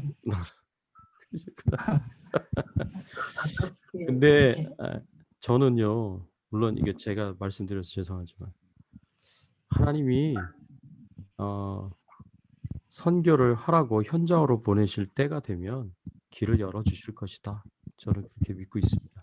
하나님이 길을 안 열어주시면 뭐 못 가는 거죠. 어떻게 하겠습니까? 하나님이 쓰시려면 길을 열어주실 거고 필요한 모든 후원들 다 하나님께서 받을 수 있도록 그렇게 인도를 하실 것이다 라고 그렇게 믿습니다. 그래서 성기사님 좀 기도하시면서 참고 인내하시며 기다리시면 하나님의 때가 되면 하나님께서 열어주실 것이다. 네, 그렇게 그래서 믿습니다. 복음은 여기 오니까 여기가 터키보다도 더 열악한 복음의 현장인 것 같기도 하고. 네. 그렇죠. 네. 감사합니다. 예. 더 하실 말씀 있으세요? 아니 없어요. 네, 네, 네. 네, 오케이. 그러면 데이빗 전사님 뭐 같이 나누실 질문 있으세요? 네, 저는 아까 첫 번째 권일사님 질문과 그 어떤 얘기 약간 해주신 얘기 들으면서 이렇게 들었던 생각이었는데요. 이게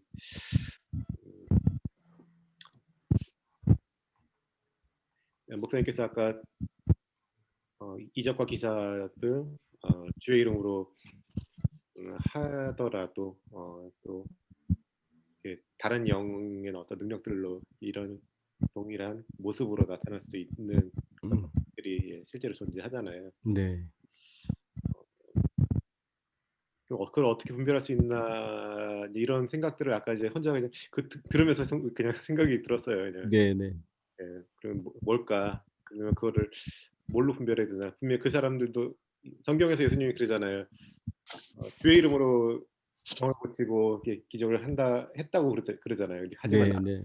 도무지 모른다 그러시는데 분명 그 사람들도 기적을 행하고 권세 어떤 그런 능력과 권세를 행할 때 주의 이름으로 했다는 거는 그 사람들을 자기 딴의 믿음으로 한 건데, 예. 그리고 그 기적들도 주의 이름으로 행하는 자나 아니면 그걸 받는 자나 주님의 이름으로 이렇게 그런 기적들을 경험했다고 경험상은 그럴 텐데, 네.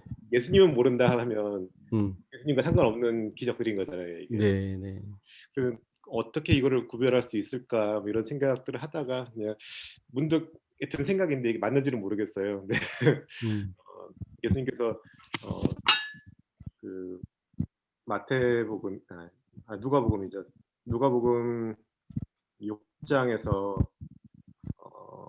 못된 6장 43절 에서 못된 열매 맺는 좋은 나무가 없고 좋은 네. 열매 맺는 못된 나무가 없느니라라고 네네. 말씀하셨는데 네네네.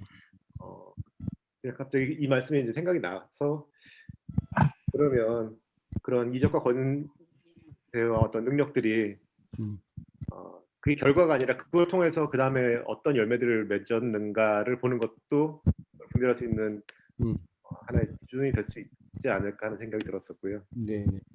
실제로 한 10년 전이었나요? 미국에서 막 이렇게 어떤 미국 그 은사 운동하는 분들이 플로리다 쪽에서 굉장히 아주 큰 이슈들이 있었던 적이 있었는데 뭐 수천 명이 모여서 그 병도 낫고 뭐 안전벨이 일어나고 그거를 생방송으로 이렇게 방송하고 그런 것들을 제가 본 적이 있었거든요. 네네. 결국은 이제 나중에 불미스러운 어떤 일들이 생기면서 그 모든 은사 처음에 좋게 일어났던 운동들이 다 이렇게 안 좋은 결과로 퍼지는 거를 그 생각도 들고 그런 것들이 막 복합적으로 머릿속에 막 순간적으로 돌아서 그렇구나. 실제로 그런 일도 있어요. 네네네. 이제 그런 사람들이 이제 도덕적으로 문제가 있는 경우도 생기고, 네네. 이제 그렇게 한 것 자체가 쇼였던 경우도 네네. 느껴지게 되고, 네. 이제 그런 것들을 보면서 이적과 능력으로 우리가 목사님 말씀하신 대로 구원을 받고 그런 거랑 상관이 없고 믿음으로 구원받는 거지만 이적과 능력과 이런 것들이 했을 때 이거를 정말 주의 이름으로 했다 할지라도 이게 정말 하늘로부터 온 것인지 하나님으로부터 온 것인지 아니면 다른 어떤 영의 능력으로 행하는 것인지 그런 것들 맞습니다. 잘 분별할 수 있었으면 좋겠는데 그게 맞는지는 모르겠어요. 열매로 분별하는 거 아닐까라는 생각이 그냥 들었습니다. 맞습니다.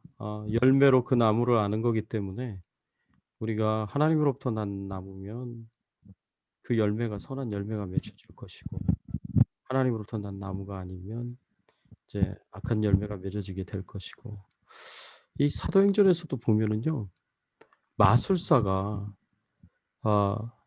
바울에게서 돈을 주고 능력을 살려고 했었던 경우가 있었습니다. 그리고 믿는 제자들이 아니었는데 귀신을 예수님의 이름으로 쫓아내려고 했었던 이제 사람들이 있었는데 오히려 귀신한테 공격을 당해서 도망가고 이제 그런 이야기들이 기록이 돼 있어요. 그런 것들을 보면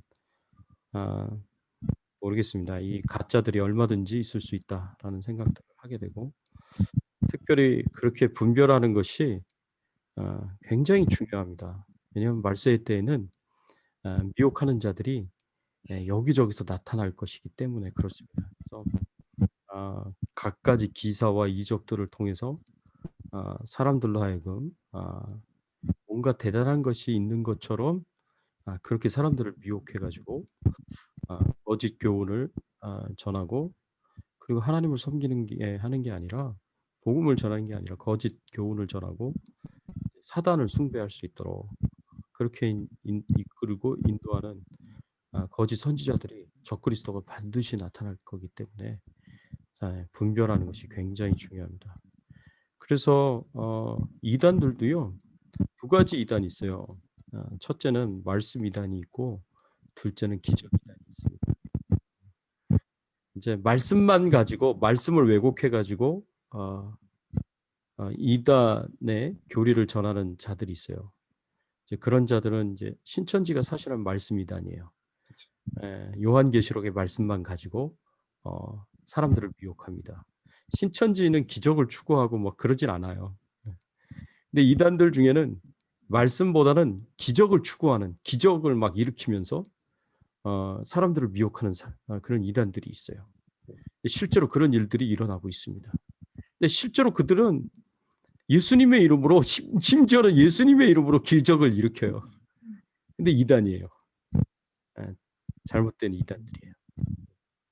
그런 일들이 얼마든지 일어날 수 있고요. 그리고 기적은 기독교에서만 일어나는 일이 아니에요. 기적은 불교에서도 일어납니다. 악한 영들이 얼마든지 역사할 수 있어요. 방언은 기독교에만 있는 게 아니에요. 방언은 불교에서도 있어요. 그런 거 들으시면 놀라죠. 예, 불교에서도 방언합니다. 불교에서도 기적이 일어납니다. 병고침의 역사가 일어납니다. 귀신이 떠난 역사가 일어날 수도 있어요. 그렇지만 그거는 하나님 주신 권능으로 일어난 일들은 아니고 사람들을 미혹하기 위해서 악한 영들 안에서 일어나는 이제 역사다라는 것을 우리가 생각을 하고 분별을 잘 해야 돼요. 그래서 믿는 자들은 그래도 성경이 있기 때문에 성경 가지고 분별을 할 수가 있습니다. 그러나 믿음이 없는 자들은 그리고 말씀을 잘 모르는 분들은 말씀을 모르는데 열심만 있는 사람들은 이단에 빠질 확률이 굉장히 높습니다. 이단에 빠지는 많은 분들이 말씀에 대한 지식은 없고 열정만 있는 분들 쉽게 이단에 빠지고 표적이 될 수 있습니다. 악한 영들의 그런 표적이 될 수 있어요. 마귀가 우는 사자처럼 두루 찾아 삼킬 자를 찾는다 그랬잖아요. 그러니까 분별이 안 되면 이제 표적이 될 수 있어요. 그리고 공격이 왔을 때, 미혹이 왔을 때 그 허점을 타고 들어와서 공격을 하기 때문에 쉽게 넘어갈 수 있습니다. 그래서 분별을 할 수 있는 것은 굉장히 중요합니다. 또 우리 사모님은 저는 2번이요. 2번이요? 네.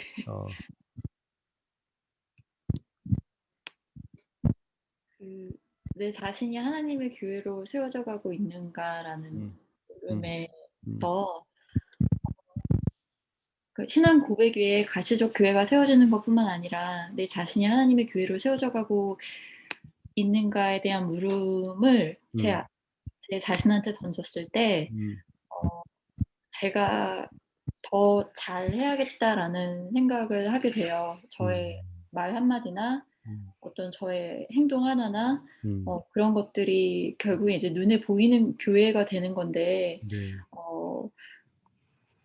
주변 사람한테 이렇게 하는 것들이 결국에 그렇게 그 사람들이 제가 뭐 아무리 예수님을 믿으세요라고 얘기해도 제가 그렇게 살아내지 못하면 제 삶을 보고 있을 텐데 그래서 더 그렇게 치열하게 하나님 교회로 세워져 가려고 제 언행이나 언어나 말이나 혹은 행동이나 어떤 뭐 마음가짐 이런 거를 이렇게 살펴볼 수밖에 없을 것 같다라는 생각이 들었고요. 그리고 나를 통해서 복음을 땅 끝까지 전파하시고자 하실 때 나는 어떻게 참여하고 있는가의 물음에 대해서는 사실 제가 할 수 있는 거는 없는 것 같아요. 제가 제대로 뭐 할 수 있는 건 없는데 그러니까 그래도 한국에서는 제가 이렇게 뭔가 하려고 했던 것 같아요. 하지만 역시 제가 하는 건 아니더라고요. 그리고 여기도 마찬가지고 그래서 늘 이런 물음에 이렇게 맞닿게 되면 그냥 어떻게 그러니까 예전에는 굉장히 막 절망도 되고 이런 할 수 있는 게 아무것도 없어서 하고는 싶은데 할 수 있는 게 없어서 절망적인 마음도 있었는데 어느 순간 하나님이 그냥 주신 그대로 내어드릴 수 있는 마음을 주신 것 같아요. 그래서 작지만 저한테 주신 그런 역할 안에서 제가 그것들을 잘 하고 있는 것도 어떤 복음 전파의 일환이 아닐까라는 생각이 들어요. 그래서 뭐 부모님 이렇게 딸로서 혹은 뭐 아내로서 혹은 또 교회에서 어떤 동역을 할 때, 뭐 사역을 할 때, 혹은 같이 이렇게 일을 할 때, 혹은 말씀을 나눌 때, 혹은 뭐 일터에서 그러니까 모든 곳에서 똑같이 이렇게 그 복음이 전파될 수 있도록 제가 더 이렇게 치열하게 말씀 앞에 서고 또 치열하게 쉽지 않잖아요. 근데 말은 되게 쉬운데 사는 건 너무 어려운 것 같아요. 듣고 뭐 이렇게 말하는 건 쉬운데 세상적으로 봤을 때 굉장히 바보가 될 수도 있는 경우라서 네. 막 믿져야 되고 네. 착하게 살아야 되고 그렇죠. 뭔가 내어줘야 되고 그러니까 그런 것들이 항상 이렇게 부딪히면서 하나님이 이기게 하시도록 계속 이렇게 말씀도 듣고 들어야 아는 거니까 말씀도 듣고 또 제 안에서 이렇게 행동할 수 있도록 계속 해야 되고 그래야 될 것 같아요. 네, 아이고 감사합니다. 나눠주셔서 예, 고맙습니다. 예. 재영이 나눌 이야기. 네, 저는 이렇게 적용적으로 3번에 더 가까운 네. 이야기인 것 같은데 네. 오늘 그 간단한 어떤 설교를 들으면서 그 3번에도 보면은 천국은 온전한 자유와 해방이 있다고 있는 곳이다라는 내용이 있는데 그 영상에서 믿는 자에게는 모든 게 허용이 됐으나 거룩하거나 아니면 덕이 되는지를 살펴야 한다는 그런 내용이었던 것 같아요. 그래서 물론 뭐 자유를 주신 것도 감사하지만 그 전에 그보다도 더 믿는 사람들과 또 세상에 어떤 덕이 되거나 또 거룩한 부분에 영향을 끼칠 수 있는 게 바른 면도 있어야 되는 것 같아서 부분이 좀 잘 균형 맞게 살아야 하는 게 아닌가라는 생각을 하게 됐습니다. 오케이, 감사해요. 네. 네, 맞습니다. 우리가 세상에서도 좋은 영향을 끼치고 그리고 그러면서 천국을 기대하고 사모하는 게 더 이제 좋은 모습인 것 같아요. 네, 감사합니다. 오하련 전사님 나누실 거 없으세요? 나를 통해 복음이 땅끝까지 전파되기를 원해서 현장에 나가기를 이제 기도도 오랫동안 했는데 기도에도 열리지도 않고 이제 나이는 더 먹어가고 가능성은 점점 줄어가는데 그러다고 기도를 이제 와서 멈추긴 너무 아깝고 그래서 기도는 계속 하고 있는데 가능성은 점점 줄어가고 있고 뭐 이런 상황이에요. 그래서 뭐 죽을 때까지 기도해요. 그래서 오늘 아침에도 새벽 기도 가면서 이렇게 이제 갑자기 내가 이제 나이가 더 먹고 무쇠해져 가지고 운전도 못하고 새벽 기도를 못하게 되면 어떡하지? 네. 나의 오직 지금 소망과 기쁨은 새벽 기도 하나밖에 없는데 여기에 모든 걸 걸고 있는데 뭐 걸 것도 없어요. 그냥 좋은데 이걸 못하게 되면 절망이구나 뭐 이런 생각을 하면서 계속 그래도 끝까지 기도하면 하나님께서 열어주시면 가는 거고 아니면 못 가는 거고 그래서 이제 마지막 소망을 어디다 이건 지금 하는 게 아니라 늘 걸고 있는 게 주백성 교회예요. 제가 소망을 걸고 있는 것.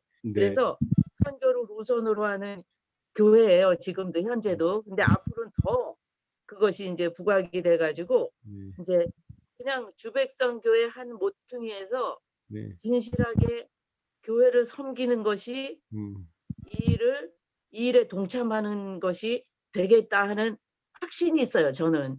그래서 이제 이제 2번에서 이제 3번으로 넘어가서 이제 솔직히 말해서 천국에 가고 싶은 마음도 많이 있어요. 있기는 있는데 때로는 여기서 우리 권사님들하고 뭐 자짜 돌린 권사님들이 있어요. 권사님들하고 이제 우리가 예루살렘도 가야 되고 이거 다 하고 가야 되는데 당장 죽을 수는 없다. 막 이런 생각. 아직은 아니다. 아니 지금 그러니까 내가 천국에 가고 싶은 마음하고 아주 뭐라 그래 이율배반적인 모습으로 그렇게 나오는 거예요. 그러니까 내가 그 모순을 가지고 혼자 웃기도 하고 이게 뭐야 하면서 이제 또 그런데 제일 갈 때 내가 이제 죽는다면 뭐 내 가족 우리 아들도 다 커서 자기가 알아서 잘 살아. 뭐 이런 가질 게 하나도 없어요. 없는데 뭐가 제일 걱정인 줄 아세요? 주백성 교회. 주백성 교회 이대로 놓고 못 가. 내가 하나님한테 이대로 놓고는 못 가요. 막 이 마음 그 마음이 억지로 먹은 마음이 아니에요. 하나님이 주신 마음이에요. 그래가지고 주백성교회에서 진실하게 섬기는 것이 내가 이번에도 동참하고 또 사는 날까지 사는 게 아닌가 이 생각을 했습니다. 이상입니다. 네, 고맙습니다. 우리 전도사님 아주 그냥 아주 은혜로운 말씀을 하시네. 아니 평소에 먹는 마음이에요. 아니 왜 내가 감동이 되지? 네, 감사합니다. 네, 우리 손재희순 집사님.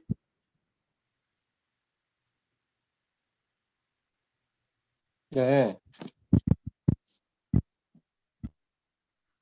저도 3번에 네네. 천국에서 가장 바라고 기대하는 것. 네.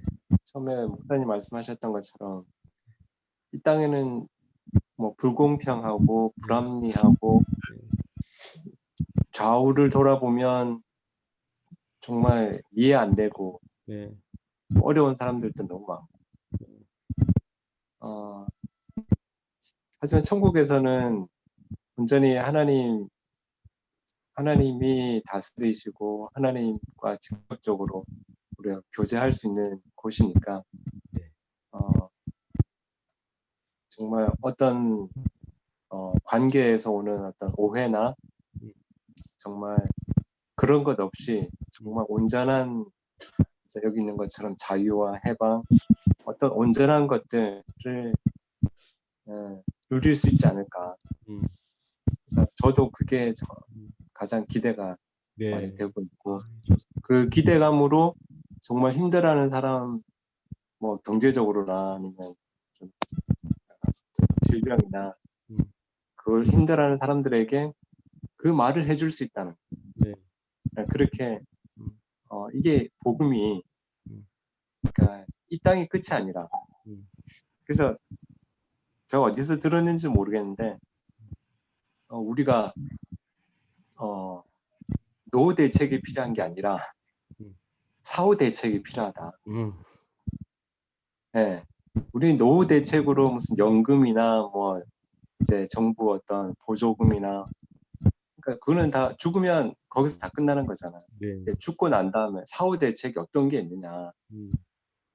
그러고 보면 없는 거예요. 사람들은 그냥 형식적으로 교회는 다니는데 이 교회가 지금 어쩔 수 없이 다니는 그런 모습들이에요. 그러니까 정말 내가 죽음 이후에 정말 내가 그 숨겨진 보화를 기대하는 그 마음으로 살아가는 게 아니라 그냥 이게 하나의 그냥 그 삶의 그 쳇바퀴 돌는 것처럼 그냥 무의식적으로 이렇게 살아가는 것처럼 그러니까 어떤 재물에 묶여가지고 그래서 그걸 넘어설 수 있는 어떤 도전을 천국에 대한 말을 할 때 사람들이 안 와닿잖아요.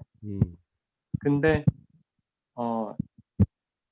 참 하나님이 저한테 은혜 주셨던 게 제 주변에 지금 직장에 일하는 주변에 있는 사람들이 저를 좀 많이 그 뭐랄까 좀 다르게 생각해요. 그래서 저 사람은 왜 저렇게 항상 웃고 다니고 뭐 뭔가 문제도 없고 다른 사람들하고 전부 다 친하니까. 그래서 그런 면에 있어서 가끔 그런 거를 물어오는 사람도 있고 얘기할 때도 있어요. 그때 이렇게 천국에 대한 소망. 여기 이게 끝이 아니니까.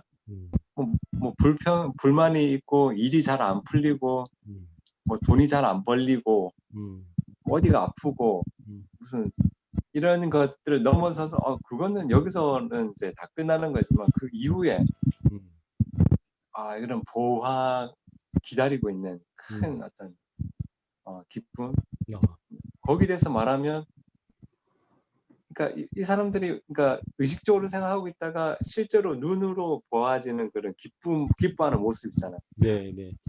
거기서 하나님이 이렇게 복음을 전하는 것, 전도하는 게 꼭 이렇게 저희 와이프하고도 얘기를 했었는데 이게 뭐 초신자들한테 또는 이제 믿지 않는 사람 어떤 미전도 종족 이런 게 아니라 바로 나도 해당되지만 나와 가장 가까이 있는 주변 모든 사람들이 전도의 대상이고 선교의 대상이잖아요. 그들에게 보여지는 내 모습, 또 내가 나를 보는 내 모습, 또 내가 나를 내 안에서 고백되어지는 어떤 그 머릿속이나 마음속에서 일어나는 어떤 아까 그 말씀하셨던 것처럼 고백하는 신앙 고백, 또 내 모습을 보고 다른 사람들이 이제 생각하는 것들, 저 사람이 가지고 있는 그 천국의 모습, 뭔가 다른 그런 모습, 그런 것들이 일단은 천국에 대한 기대가 있고, 그 다음에 이런 기대감을 살고 있는 걸 통해서 다른 사람들이 복음의 어떤 도전을 그렇게 나를 또 사용하시는 하나님을 바라볼 때 어떤 그거 말씀드려요. 네, 아유 감사합니다. 아 좋네. 집사님 너무 말을 많이 했네. 집사님 직장에서도 그렇게 웃으면서 다니세요? 그럼요. 아 너무 좋다. 행복한 분이시네. 야, 우리 집에서는 시온 집사님 때문에 행복해하시고 교회와 직장에서는 예수님 때문에 행복해하시고 뭐 하여튼간 행복하신 분이시네요. 시온 집사님 뭐 한 말씀 하실래요? 그러면? 잠옷을 입고 있어가지고. 네. 아니 안 보이셔도 돼요. 목소리만 들려도 돼요. 지금 돼 있어? 네. 아니 어저께 저희 남편하고 이 얘기를 했는데 저는 이제 이번 내용에 대해서 그러니까 그 신앙 고백 위에 제 정말 그 삶이 교회가 되고 그러니까 하나님의 나라를 전하는 일에 내가 어떻게 쓰임 받을까 요즘에 사실은 그게 많이 고민이 되고 좀 생각을 많이 하면서 지내는 편이에요. 예전에는 제가 사실은 뭐 전도를 막 직접적으로 하고 막 누구를 교회에 데리고 오고 막 이렇게 해본 적이 사실 별로 없거든요. 왜냐면 저는 이제 받은 은사가 있으니까 그 나의 사명은 그냥 뭐 교회 예배 이제 돕는 그런 역할이다 이렇게 생각했지. 근데 요즘 들어서 이제 말씀을 듣고 읽고 하면서 사실은 이제 성도가 제일 돼야 되는 게 그 하나님 나라를 전파하고 그 선교의 사명을 가지고 살아야 되는데 제가 그러지 못한 것에 대해서 되게 좀 도전을 작년부터 사실은 받고 있었어요. 그래서 되게 그렇게 해서 제가 조금 어쩔 때는 나는 왜 이렇게 전도나 이런 거를 못했을까. 그래서 되게 나는 부족하고 되게 나는 되게 여태까지 하늘에 그럼 천국에 가서 나의 상급이 과연 있을까 막 이런 생각도 들고 약간 좀 그렇게 조금 생각이 들고 있었는데 작년부터 이제 제가 그 성경 구절을 놓고서 이제 기도하는 거를 매일 이제 하기 시작하면서 그러니까 하나님한테 이렇게 만나는 사람들한테 그러니까 전도에 대해서 막 제가 막 되게 막 어렵게 생각했었거든요, 사실은. 막 꼭 하나님 믿으세요, 뭐 교회 나오셔야 돼요, 막 이렇게 전도하는 것만 전도인 줄 알았어요. 근데 어느 순간 제가 만나고 제가 기도 응답 받은 하나님에 대해서 제가 확신이 들고 제가 경험을 하니까 그냥 자연스럽게 제 주변에 교회를 다니지만 되게 디프레스 돼 있거나 아니면은 기도를 어떻게 해야 될지 모른다거나 아니면 상황이 너무 어려워서 힘들어서 기도도 안 나온다는 언니들도 있고 그러니까 이런 사람들하고 만나게 해주시는 거예요. 그래서 자연스럽게 얘기를 하다가 언니 저는 내가 요즘 기도를 이렇게 하고 제가 기도 응답을 이렇게 받았어요. 그리고 뭐 코로나 때문에 집에 있지만 우리는 뭐 가정 예배를 그래서 더 매일 드릴 수 있고 그러니까 그냥 제 상황에 대해서 그냥 편하게 얘기를 하는데 그게 그 사람들한테 감동이 되고 그러면 나도 그러면 어떻게 그렇게 기도할 수 있을까? 이렇게 해서 그러면 제가 방법을 가르쳐 주고 그러니까 이렇게 자꾸 만나게 하시더라고요. 그래서 꼭 제가 막 정말 전도지 들고 막 전도 못하고 이거에 대한 죄의식도 있었고 같이 네. 동참하지 못하고 네. 이렇게 막 새신자를 이렇게 교회에 인도하지 못했던 그런 죄의식이 제 안에 조금 있었는데 네, 네. 요즘에 깨닫게 해주시는 거예요. 그게 그래 시원아 너가 그거 전도만이 아니라 너 주변에 있는 사람들한테 그냥 너가 만난 음, 나에 대해서 그냥 얘기를 해. 그냥 그렇게 응답을 주셔가지고 그냥 네. 제가 요즘에 만나는 사람들한테 자연스럽게 그냥 아, 이렇게 제가 만난 그냥 하나님을 그냥 이렇게 자연스럽게 얘기하면 그 사람들이 되게 그거에 대해서 되게 도전받고 네. 나도 그럼 이렇게 기도를 해봐야 되겠다. 막 이렇게 어떻게 하는 게 좋겠어. 막 이렇게 물어보고 더 그러니까 막 위로가 되고 네. 막 얘기하다가 우는 언니들도 있고 막 그러니까 요즘에 코로나 때문에 다들 힘들잖아요, 사실은. 네. 그래서 그런 거를 요즘에 조금 경험하면서 하나님이 이렇게 이런 상황 가운데서도 이렇게 쓰시는구나 이거를 조금 느끼면서 어저께 남편하고 이 얘기를 나눈 거였거든요, 사실. 그러셨군요. 저희 남편도 그렇게 직장에서 쓰임 받고 있고 네. 되게 감사하죠. 네. 그 집사님의 그 말씀이 제이슨 집사님의 미소보다 더 파워풀한데요.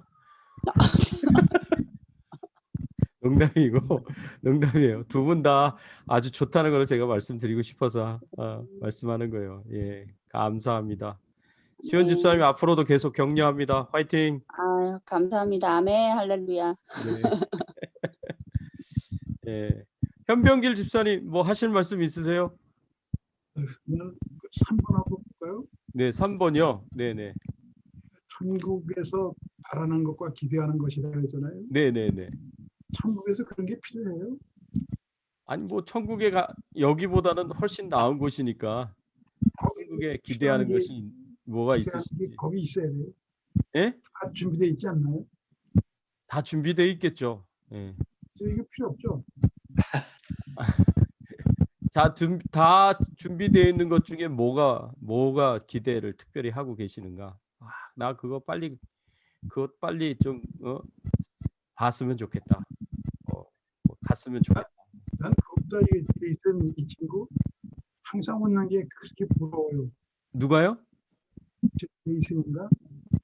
예? 이 친구. 제이슨 집사님. 항상 웃는 게 너무 부러워.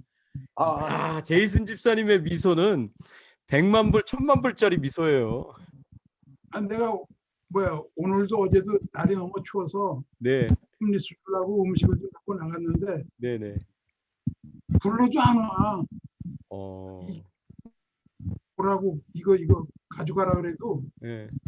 아마 줄 사람 어찌 보이지가 않는 거예요. 참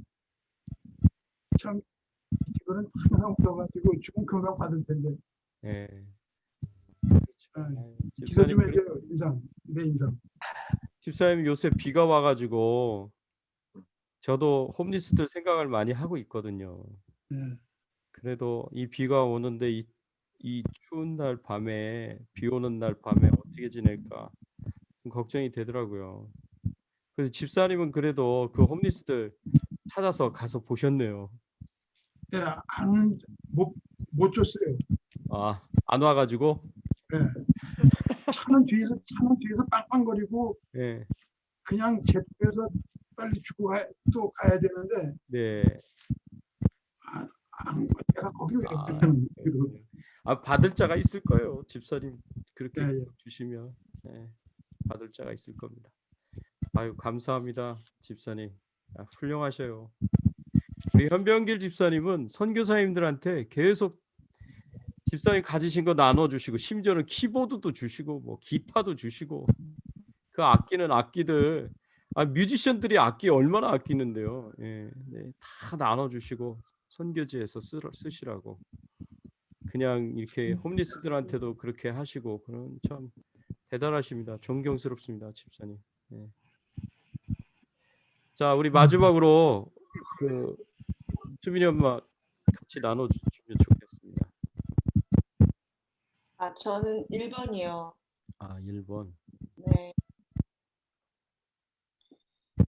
제가 이렇게 부족하지만 이제 오랫동안 교회에 있으면서 하나님을 섬기면서 어떤 능력과 권세를 받았나 이렇게 잠깐 생각을 해봤어요. 네, 제가 잘해서가 아니라 하나님이 주시는 거니까. 그랬더니 한 두 가지 생각나는데, 이제 대학교 처음 들어가서 신학대학을 들어가서 이제 더 막 믿음이 뜨거워지면서 그때 이렇게 찬양을 같이 모여서 많이 했거든요.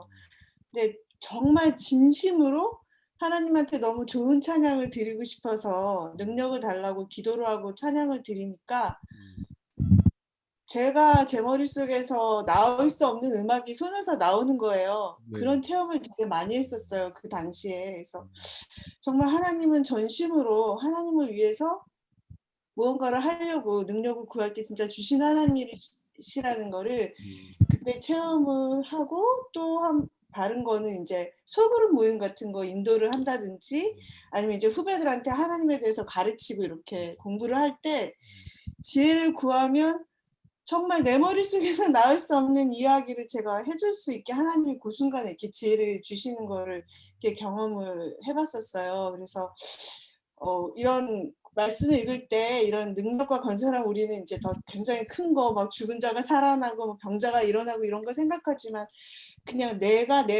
하나님이 나에게 주신 일들 속에서 내가 정말 그거를 하나님을 사랑하는 마음으로 잘하려고 능력을 달라고 기도하면 하나님이 그게 무엇이든 능력을 주시는 하나님이신 게 분명하다고 생각이 들고요.